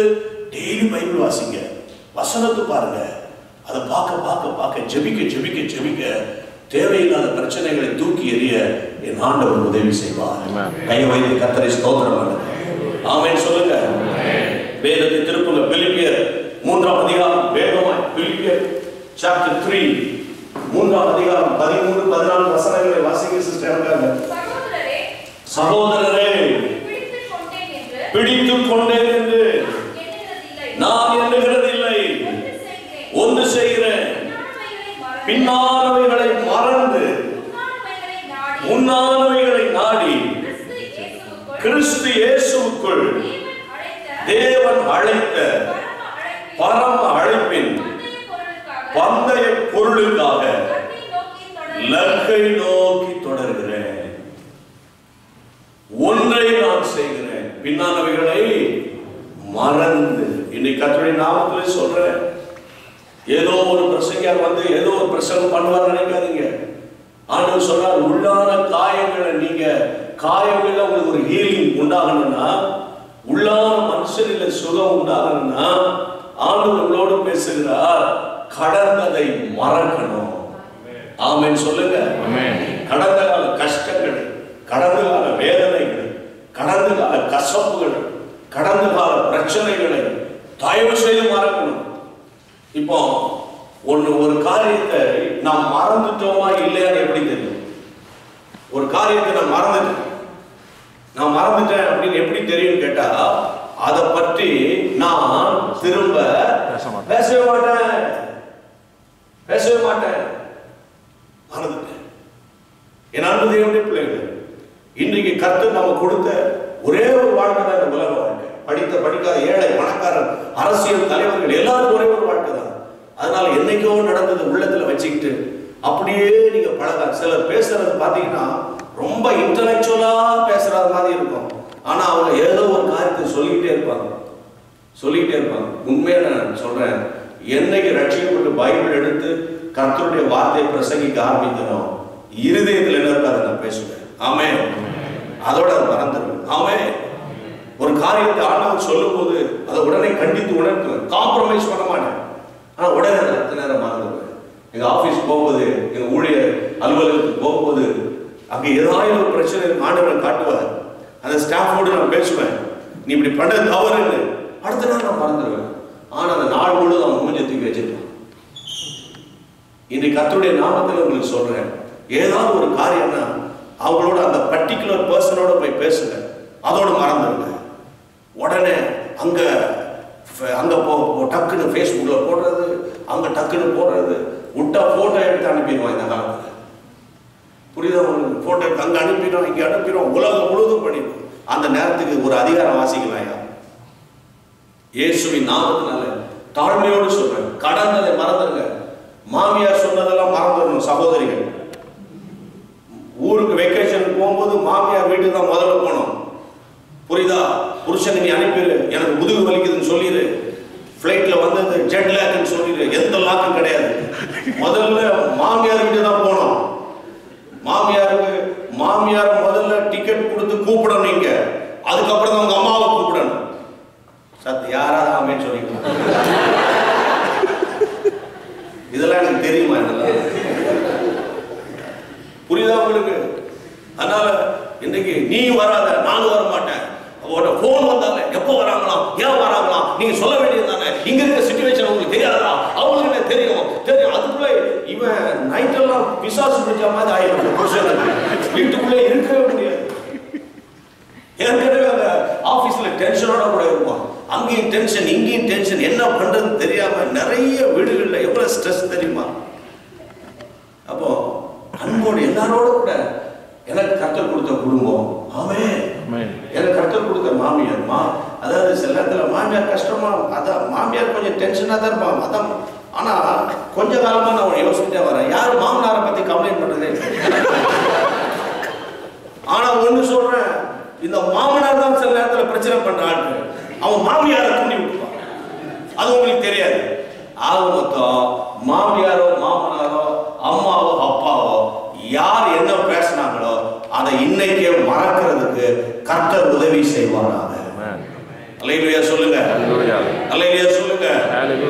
ஆமென். என் அன்பு தேவனுடைய பிள்ளைகளே, இப்படி நீங்க மறந்து ஒப்புரவாயிட்டீங்களே.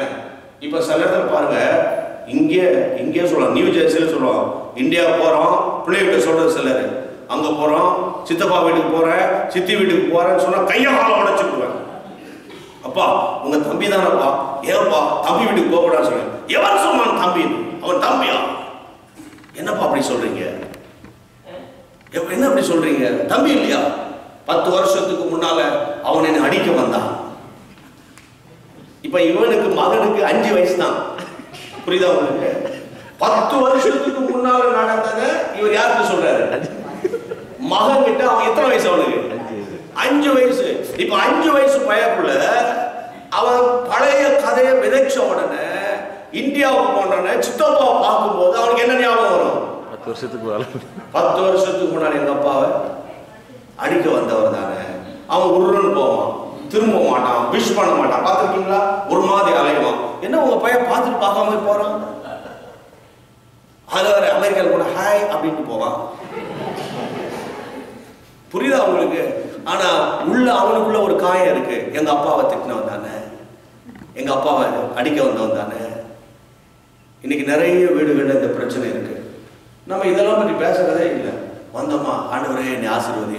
ஆண்டவர் சொல்ல, ஏற்கனவே உன்னை ஆசீர்வதிச்சிருக்கேன்டா. அந்த ஆசீர்வாதத்தில் உனக்கு என்ன இல்லை? திருப்தி இல்லையே, திருப்தி இல்லையே. இன்னைக்கு கர்த்தருடைய நாமத்தினால அன்போடு கூட சொல்றேன், கடந்ததை மறந்துருங்க. சர்ச்சில் எந்த குழப்பம் இருந்தோ, யாரை குறித்து எதை குறித்து எதையாவது உங்களுக்குள்ள மிஸ் அண்டர்ஸ்டாண்டிங் இருந்தா, குறிப்பா கொயர்ல உங்களுக்கு ரொம்ப ஸ்பெசிபிக்கா நான் பேசணும். கொயர்ல நிறைய மிஸ் அண்டர்ஸ்டாண்டிங் வரும். வால்யூமே கேட்கல, நான் பாட்டு சத்தமே வெளியே வரல, சில பிராக்டிஸே வர மாட்டாங்க, ஆனா பாடனைக்கு வந்துருவாங்க. பரிசுத்த ஆவியானவரால் ஏவப்பட்டு தான் பேசிக்கிட்டு இருக்கேன். அப்போ அந்த பிராக்டிஸ் வந்தவனுக்கு எப்படி இருக்கும் கொஞ்சம் யோசித்து பாருங்க.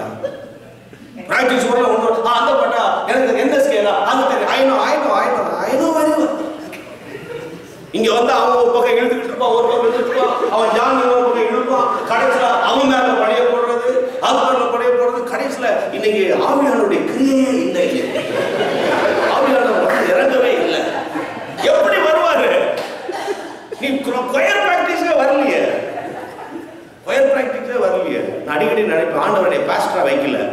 ஏன்னா நான் பாஸ்டரா வச்சேன்னா ஆண்டவர் வச்சாரு வச்சுக்கோங்க, என் சபைக்கு வந்து யாரும் வர முடியாது. ஏதோ ஜோசப் ஏதோ நடக்கட்டும் அவன் பாட்டு விட்டுட்டு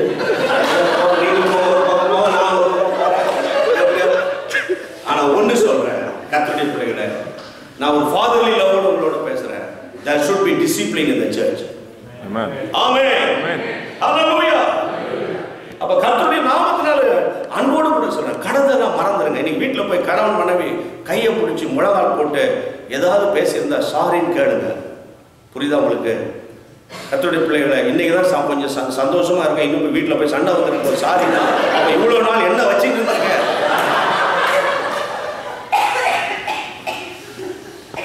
அப்போ கர்த்தருடைய பிள்ளைகளை எதிர்த்தால் மனம் திறந்து பேசி ஒவ்வொரு வாய்ப்புங்களேன், அந்த வீடு ஒரு சமாதானமா இருக்கும். ஆமென். கை வைத்து கர்த்தரை ஸ்தோத்திரம் பண்ணுங்க. எல்லாரும் எழுப்பி நிற்போம். Jesus glory.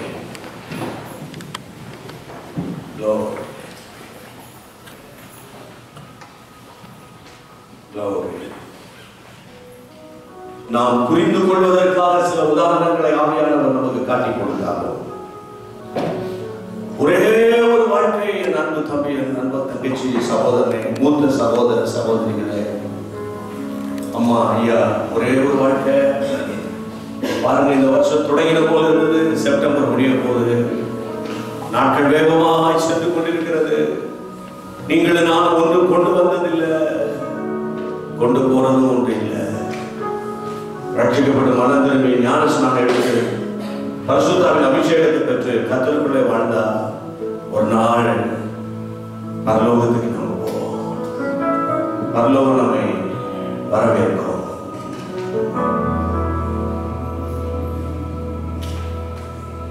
நிந்தனைகள் போராட்டம் வந்தும் நீதியின் தேவன் தாங்கினாரே.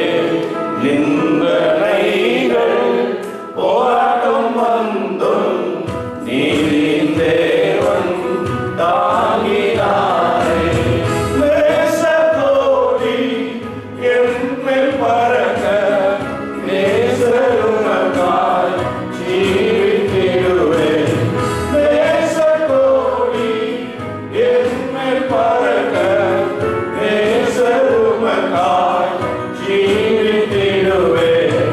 நம்புவேன் இயேசுவை, நம்புவேன் இயேசுவை, நம்புவேன் இயேசுவை, நம்புவேன் இயேசுவை.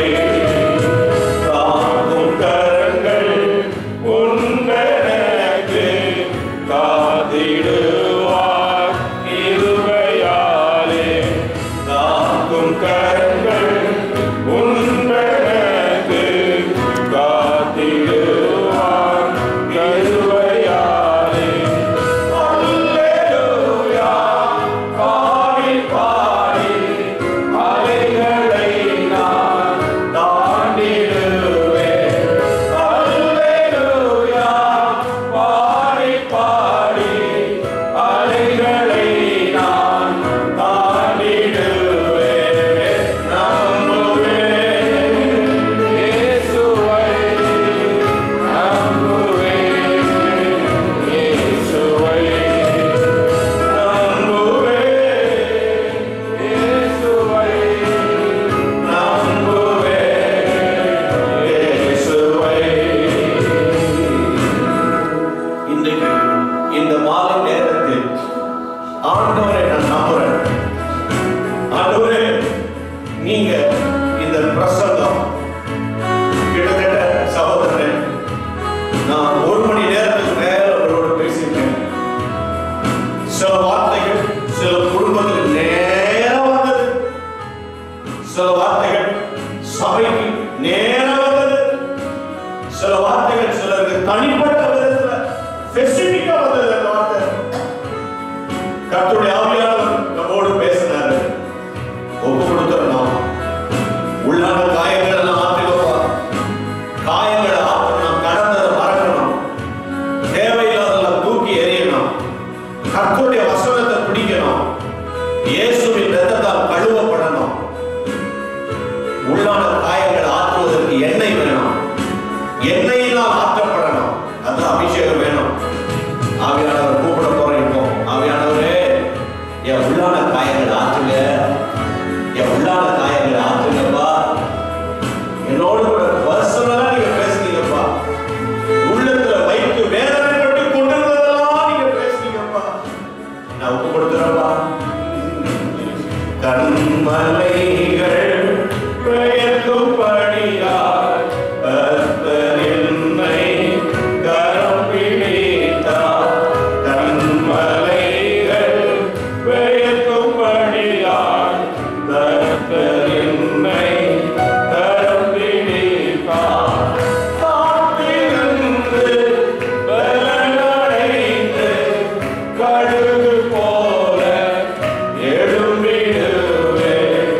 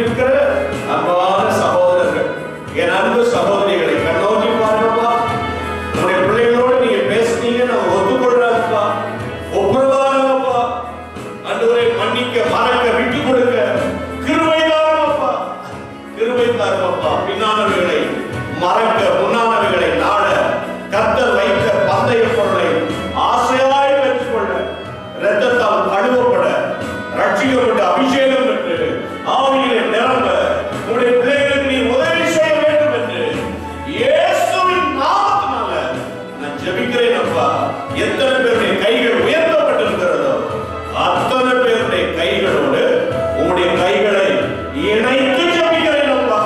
ஒரு சமாதானத்தை கர்த்தர் கட்டளையிட்டு சபைக்குள்ளே விடுதலை கட்டளையிட்டு இந்த சபை ஆண்டவரே அநேக இந்திய மக்களுக்கு ஆசீர்வாதத்தின் சபையாக மாற ஆண்டவரே நீ உதவி செய்ய வேண்டும் என்று ஒருமனப்பட்டு நாங்கள் ஜெபம் பண்ணுகிறோம். இந்த ஜெபத்தை நீ கேட்டதற்காக உமக்கு ஸ்தோத்திரம், உமக்கு ஸ்தோத்திரம், உமக்கு ஸ்தோத்திரம். உங்கள் கரைகளை கீழே கொடுங்க. ஆண்டவர் இந்த ஜெபத்துக்கு பதில் கொடுத்தார். கர்த்தரே உமக்கு கோடி ஸ்தோத்திரங்கள் அப்பா.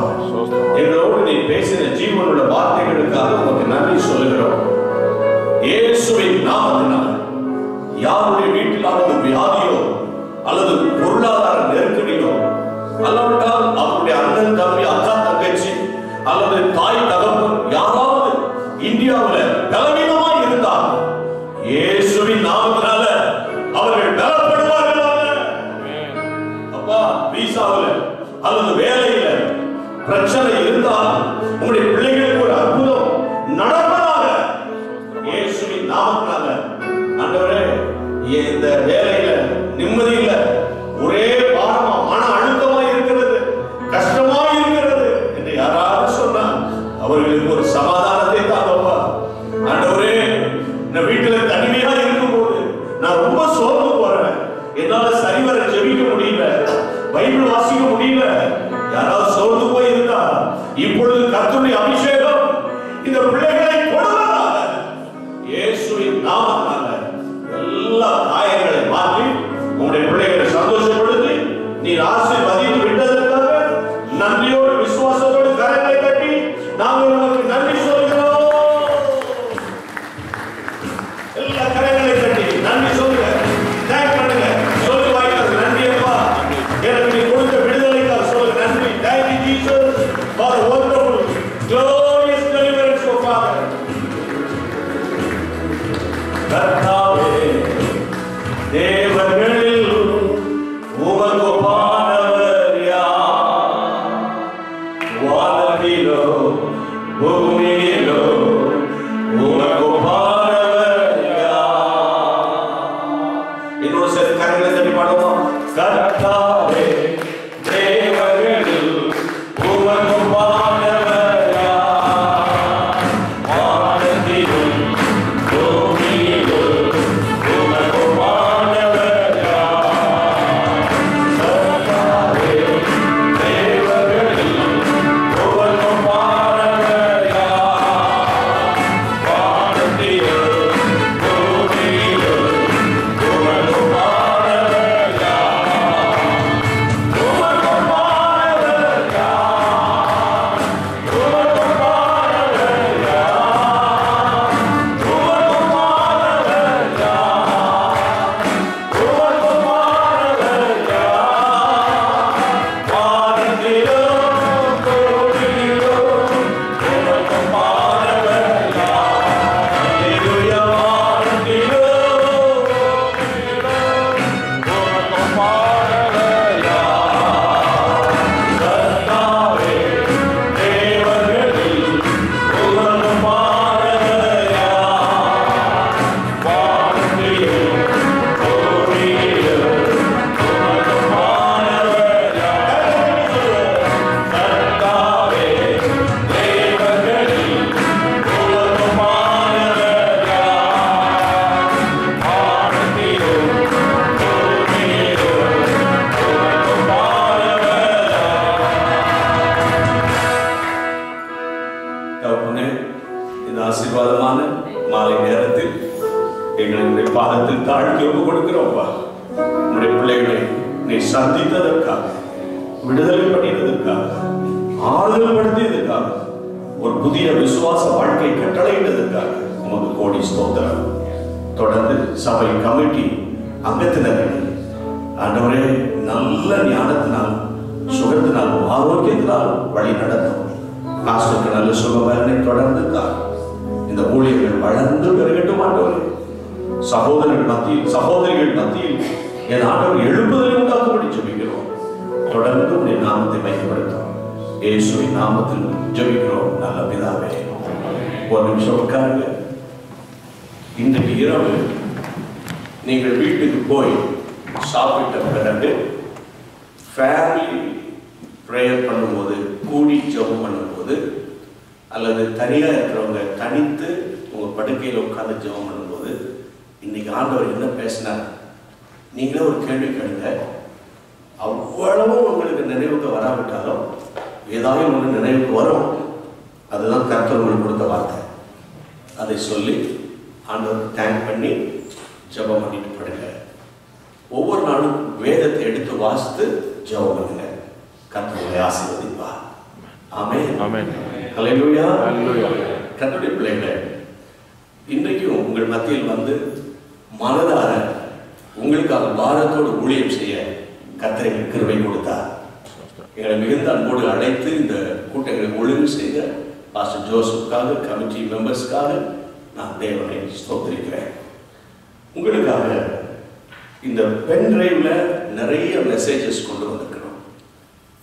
அதாவது கிட்டத்தட்ட 20 மணி நேரம் 25 மணி நேரம் தொடர்ச்சியான செய்திகளை கேட்கத்தக்கதாக, குறிப்பாக சாம் ஜெபத்துரை, மோகன் சிலாசனஸ் நாங்கள்லாம் சேர்ந்து ஆண்டுக்கு 2 முறை திருப்பத்தூர் என்ற இடத்தில் உபவாச ஜெபம் நடத்துவோம். போன வாரம் தான் நடந்து முடிந்தது. உலகம் முழுவதும் இருக்கிற ஆயிரக்கணக்கான மக்கள் நேரடியாக அந்த ஜெபத்தில் கலந்து கொண்டார்கள். கிட்டத்தட்ட 10 வருஷமா அங்கே நான் கொடுத்த அவ்வளவு பிரசங்கங்களையும் இந்த பென்ட்ரைவில் இதை எல்லாவற்றையும் கொண்டு நீங்கள் எல்லாம் கேட்டு பலப்படணுங்கிறதுக்காக இதை கொண்டு வந்திருக்கிறோம். அதே போல ஜெப வாழ்க்கையை குறித்த 10 வகையான ஜெபங்கள், கண்ணீரோடு எப்படி ஜெபம் பண்றது, அதிகாலையில் எழுப்பி எப்படி ஜெபம் பண்றது, ஃபாஸ்ட் பண்ணி எப்படி ஜெபம் பண்றது, எப்படி ஜெபித்தா அற்புதங்களை பெற்றுக்கொள்ளலாம், விசுவாசத்தோடு ஜெபிப்பது எப்படி, ஜெபத்தை குறித்த அருமையான பிரசங்கங்கள் அந்த பென்ட்ரைவ்ல இருக்கு. ரொம்ப இன்ட்ரெஸ்டிங்கான ஒரு டிவிடியை இந்த பென்ட்ரைவ்ல நான் கொண்டு வந்திருக்கிறேன். அது உங்களுக்கு இன்னைக்கு ஒரு சிலர் பார்த்துருப்பீங்க. இது ரொம்ப வித்தியாசமான ஒரு படைப்பு. ஊழியர்களை நான் இன்டர்வியூ பண்ணியிருக்கேன். ஒருவேளை நீங்க இதை பார்த்துருக்கலாம். உதாரணமா டிஜிஎஸ் தினகரன் அவர்கள் உலகத்தை விட்டு கடந்து போவதற்கு கொஞ்ச நாளைக்கு முன்னால ஒரு நாள் சாயந்தரம் 6 மணிலேருந்து இரவு 12 மணி வரைக்கும் ஜீசஸ் கால் ஸ்டுடியோவில் பர்சனலாக உட்கார்ந்து அவரோடு கூட நிறைய கேள்விகளை கேட்டு இன்டர்வியூ பண்ணேன். ஒரு நாளைக்கு எவ்வளோ நேரம் நீங்கள் ஜெபம் பண்ணுவீங்க, கண்ணீரோடு எப்படி நீங்கள் ஜெபிக்கிறீங்க, எப்படி ஆண்டவரோடு பேசுறீங்க, கர்த்தர் எப்படி உங்களோட இடைப்படுவார். அதே போல தான் சாம் ஜெபத்துரை இன்றைக்கு இந்தியாவிலே அதிக புத்தகங்களை எழுதின ஒரு பெரிய தேவ மனிதர். அதே போல மோகன் சிலாசனசன் இந்து மதத்திலிருந்து இயேசுவை எப்படி ஏற்றுக்கொண்டேன். அதே போல ஃபாதர் பெர்க்மன்ஸ் எப்படி நான் பாட்டு எழுதுவேன், எப்படி எனக்கு பாட்டு கிடைக்கும். அதே போல பாஸ்டர் மோகன் ஆயிரக்கணக்கான ஜனங்களை நான் எப்படி நடத்துறேன், எப்படி ஃபேமிலியை நான் ரன் பண்றேன். மனதிலிருந்து இதில் அகஸ்டின் ஜெபகுமார் எப்படி மிஷின் ஃபீல்டில் நான் கஷ்டப்பட்டேன், ஆரம்ப காலத்தில் எப்படி இருந்தேன், நிறைய மேடையில் சொல்லாத நிறைய விஷயங்களை இதில் அவங்க பேசியிருக்கிறாங்க. இது வந்து லைவா எடுத்த ஒரு இன்டர்வியூ, 4 hours டாக்குமெண்ட்ரி. இடையிடையே நிறைய பாடல்கள் இதில் இருக்கு. இப்படி 4 வகையான பென் டிரைவ்ஸ் அங்கே வைக்கப்பட்டிருக்கிறது. இது எல்லாரும் நீங்க எடுத்துக்கொண்டு செல்லும்படி உங்களை அன்போடு கூட நான் கேட்டுக்கொள்ளுகிறேன். அதே போல 4 வகையான புத்தகங்கள் அங்கே வைக்கப்பட்டிருக்கிறது. ரொம்ப முக்கியம். இன்னைக்கு நிறைய பேர் இன்னைக்கு உங்களுக்கு புத்தகங்கள்லாம் கிடைக்கிறது கஷ்டம். இது நல்ல ஆவிக்குரியவர்கள் வீட்டில் இருக்கிற பெண்கள் அல்லது ஆஃபீஸில் இருந்து வீட்டுக்கு வந்த உடனே ஒரு 1/2 மணி நேரத்தில் வாசித்து முடிக்கலாம். உதாரணமாக இன்னைக்கு நான் சொன்னது மாதிரி மோசே பார்த்து ஆண்டவர் சொன்னார், கானான் தேசத்தை நான் உங்களுக்கு கொடுத்துட்டேன்னு சொன்னார். அதே போல யோசுவாவுக்கு ஆண்டவர் கொடுத்துட்டார். ஆனா அங்க போன பிறகுதான் தெரியுது 31 ராஜாக்களை துரத்தினான். அதே போல நம்ம ரட்சிக்கப்பட்டோம், ஆண்டவர் பிள்ளையா மாறிட்டோம். அனுதினமும் நமக்கு விரோதமாய் வருகிற போராட்டங்களை எதிர்த்து போராட 1ஆம் தேதியிலிருந்து 31ஆம் தேதி வரைக்கும் டெய்லி வாசித்து ஜெபிக்கிற ஒரு அழகான ஒரு புத்தகம் தான் என் சத்துருக்களுக்கு முன்பாக ஒரு பந்தி. அதே போல இன்னைக்கு நீங்கள்லாம் கஷ்டப்பட்டு உழைப்பதற்கெல்லாம் காரணம் உங்க பிள்ளைகள் நாளைக்கு நல்லா இருக்கணும். இன்னைக்கு நிறைய பிள்ளைகள் பெற்றோருக்கு ரொம்ப வேதனையும் கண்ணீருமா நிறைய பிள்ளைகள் கீழ்ப்படியதே இல்லை. இன்டர்நெட்டும் வாட்ஸ்அப்லையும் ஃபேஸ்புக்லையும் நேரத்தெல்லாம் கழிச்சிட்டு இருக்காங்க. இந்த பிள்ளைகளுக்காக எப்படி ஜெபம் பண்றது? பிள்ளைகளுக்கு ஆண்டவர் கொடுத்த வாக்குத்தத்தங்களை இந்த புத்தகத்தில் நாங்கள் எழுதியிருக்கிறோம். இதை சொல்லி சொல்லி ஜெபித்த போது இந்தியாவில் ஆயிரக்கணக்கான பிள்ளைகள் ரட்சிக்கப்பட்டு சபைக்கு வர ஆரம்பிச்சிட்டாங்க. கர்த்தருக்கு மகிமை உண்டாகட்டும். அதே போல குழந்தை பாக்கியம் இல்லாதவங்க கூட விசுவாசத்தோடு இந்த புத்தகம் எடுத்து வாசிக்கிறாங்க, வாக்குத்தத்தங்களை ப்ரொனவுன்ஸ் பண்ணி ஜெபம் பண்றாங்க. கர்த்தர் அவருடைய வாழ்க்கையில் அற்புதங்களை செய்கிறார். ஏற்கனவே இந்த புத்தகங்கள்லாம் கடந்த கூட்டங்கள்ல நிறைய பேர் கொடுத்துட்டோம். கொஞ்சம் புத்தகங்கள் தான் வைக்கப்பட்டிருக்கிறது. சபைக்கு தேவை பரிசுத்தாவியானவர். பரிசுத்தாவியானவர் அங்கே இல்லைன்னா நம்ம விடுதலையாய் கர்த்தரை ஆராதிக்க முடியாது. ஆவியில நிரம்பி ஜெபிப்பது எப்படி? ஆவியில் நிரம்பி ஜெபம் பண்ணும்போது ஆண்டவரோடு எப்படி நம்ம பேச முடியும்? என்னுடைய அனுபவத்தோடு இந்த புத்தகத்தை நான் எழுதியிருக்கேன். அந்த புத்தகம் வைக்கப்பட்டிருக்கிறது. ரொம்ப முக்கியமான புத்தகத்தை நான் உங்களுக்கு சொல்ல போறேன். கணவன் மனைவிக்காக, மனைவி கணவனுக்காக எப்படி விசுவாச வார்த்தைகளை சொல்லி ஜெபிப்பது, எப்படி சொல்லி ஜெபிப்பது, விசுவாச வார்த்தைகள் கணவன் மனைவி, மனைவி கணவனுக்காக ஆகிய இந்த நூல்கள் அங்கு வைக்கப்பட்டிருக்கிறது. எடுத்து செல்லும்படி உங்களை நான் மிகுந்த அன்போடு கூட நான் கேட்டுக்கொள்கிறேன். இவ்வளோ நேரம் நான் ரொம்ப டைம் எடுத்துட்டேன்னு நினைக்கிறேன். ஏன்னா நாளைக்கு கூட்டம் இல்லை, அதனால தான். அதனால் இப்படிப்பட்ட செய்திகளை நீங்கள் நல்லா கேட்கணும். நீங்கள் ஆவிக்குரிய ஜீவித்தில் வளரணும். கர்த்தரால் நீங்கள் பயன்படுத்தப்படணும். நீங்கள் ஊழியம் செய்யணும். சபை நிரம்பி வழியணும். ஆமென். ஆத்துமாக்களை நீங்கள் கொண்டு வரணும். அதுதான் நம்ம ராத்திரி பகல் நாங்கள் ஓடிக்கிட்டு இருக்கிறோம். இந்தியாவில் பெரிய எழுப்புதலை கர்த்தர் உண்டாக்கி கொண்டு வருகிறார். கர்த்தர் ஆயிரமான மக்களை ரட்சிக்கிறார். டெலிவிஷன் மூலமா, கூட்டங்கள் மூலமா ஏராளமான மக்கள் ரட்சிக்கப்படுறாங்க. அதனால எங்கள் ஊழியர்களுக்காக அதிகமாக இப்போ இருக்கிற கவர்மெண்ட் என்னென்ன விதத்துல ஊழியர்களுக்கு தொந்தரவு கொடுக்க முடியுமோ, ஸ்தாபனங்களுக்கு தொந்தரவு கொடுக்க முடியுமோ, மறைமுகமா நிறைய பிரச்சனை பண்ணிட்டு இருக்காங்க. என்றால் கர்த்தருடைய ஊழியத்தை யாராலும் தடுக்க முடியாது. கையை வைத்து ஆமென் சொல்லுங்க. உங்களுடைய ஜபங்கள், உங்களுடைய ஒத்துழைப்புகள் இந்தியாவில் ஊழியம் நல்லா வளர்ந்துகிட்டே இருக்குது. இன்னும் டெலிவிஷன் ஊழியத்துக்காக நாங்கள் அதிகமாக பிரயாசப்பட்டுருக்கிறோம். நாங்கள் போக முடியாத கிராமங்கள், பட்டணங்கள், தேசங்களுக்கு சுவிசேஷத்தை அறிவிக்கிறதுக்காக மீடியாவுக்காக ரொம்ப பிரயாசப்பட்டு ஜெபம் பண்றோம். அந்த மீடியாவினுடைய தேவைகளுக்காக நாங்கள் ரொம்ப ஜெபம் பண்றோம். நீங்களும் எங்களுக்காக ஜெபித்துக் கொள்ளும்படி நான் ஜெப குறிப்பை உங்கள் மத்தியில் வைக்கிறேன். God bless you. Thank you so much.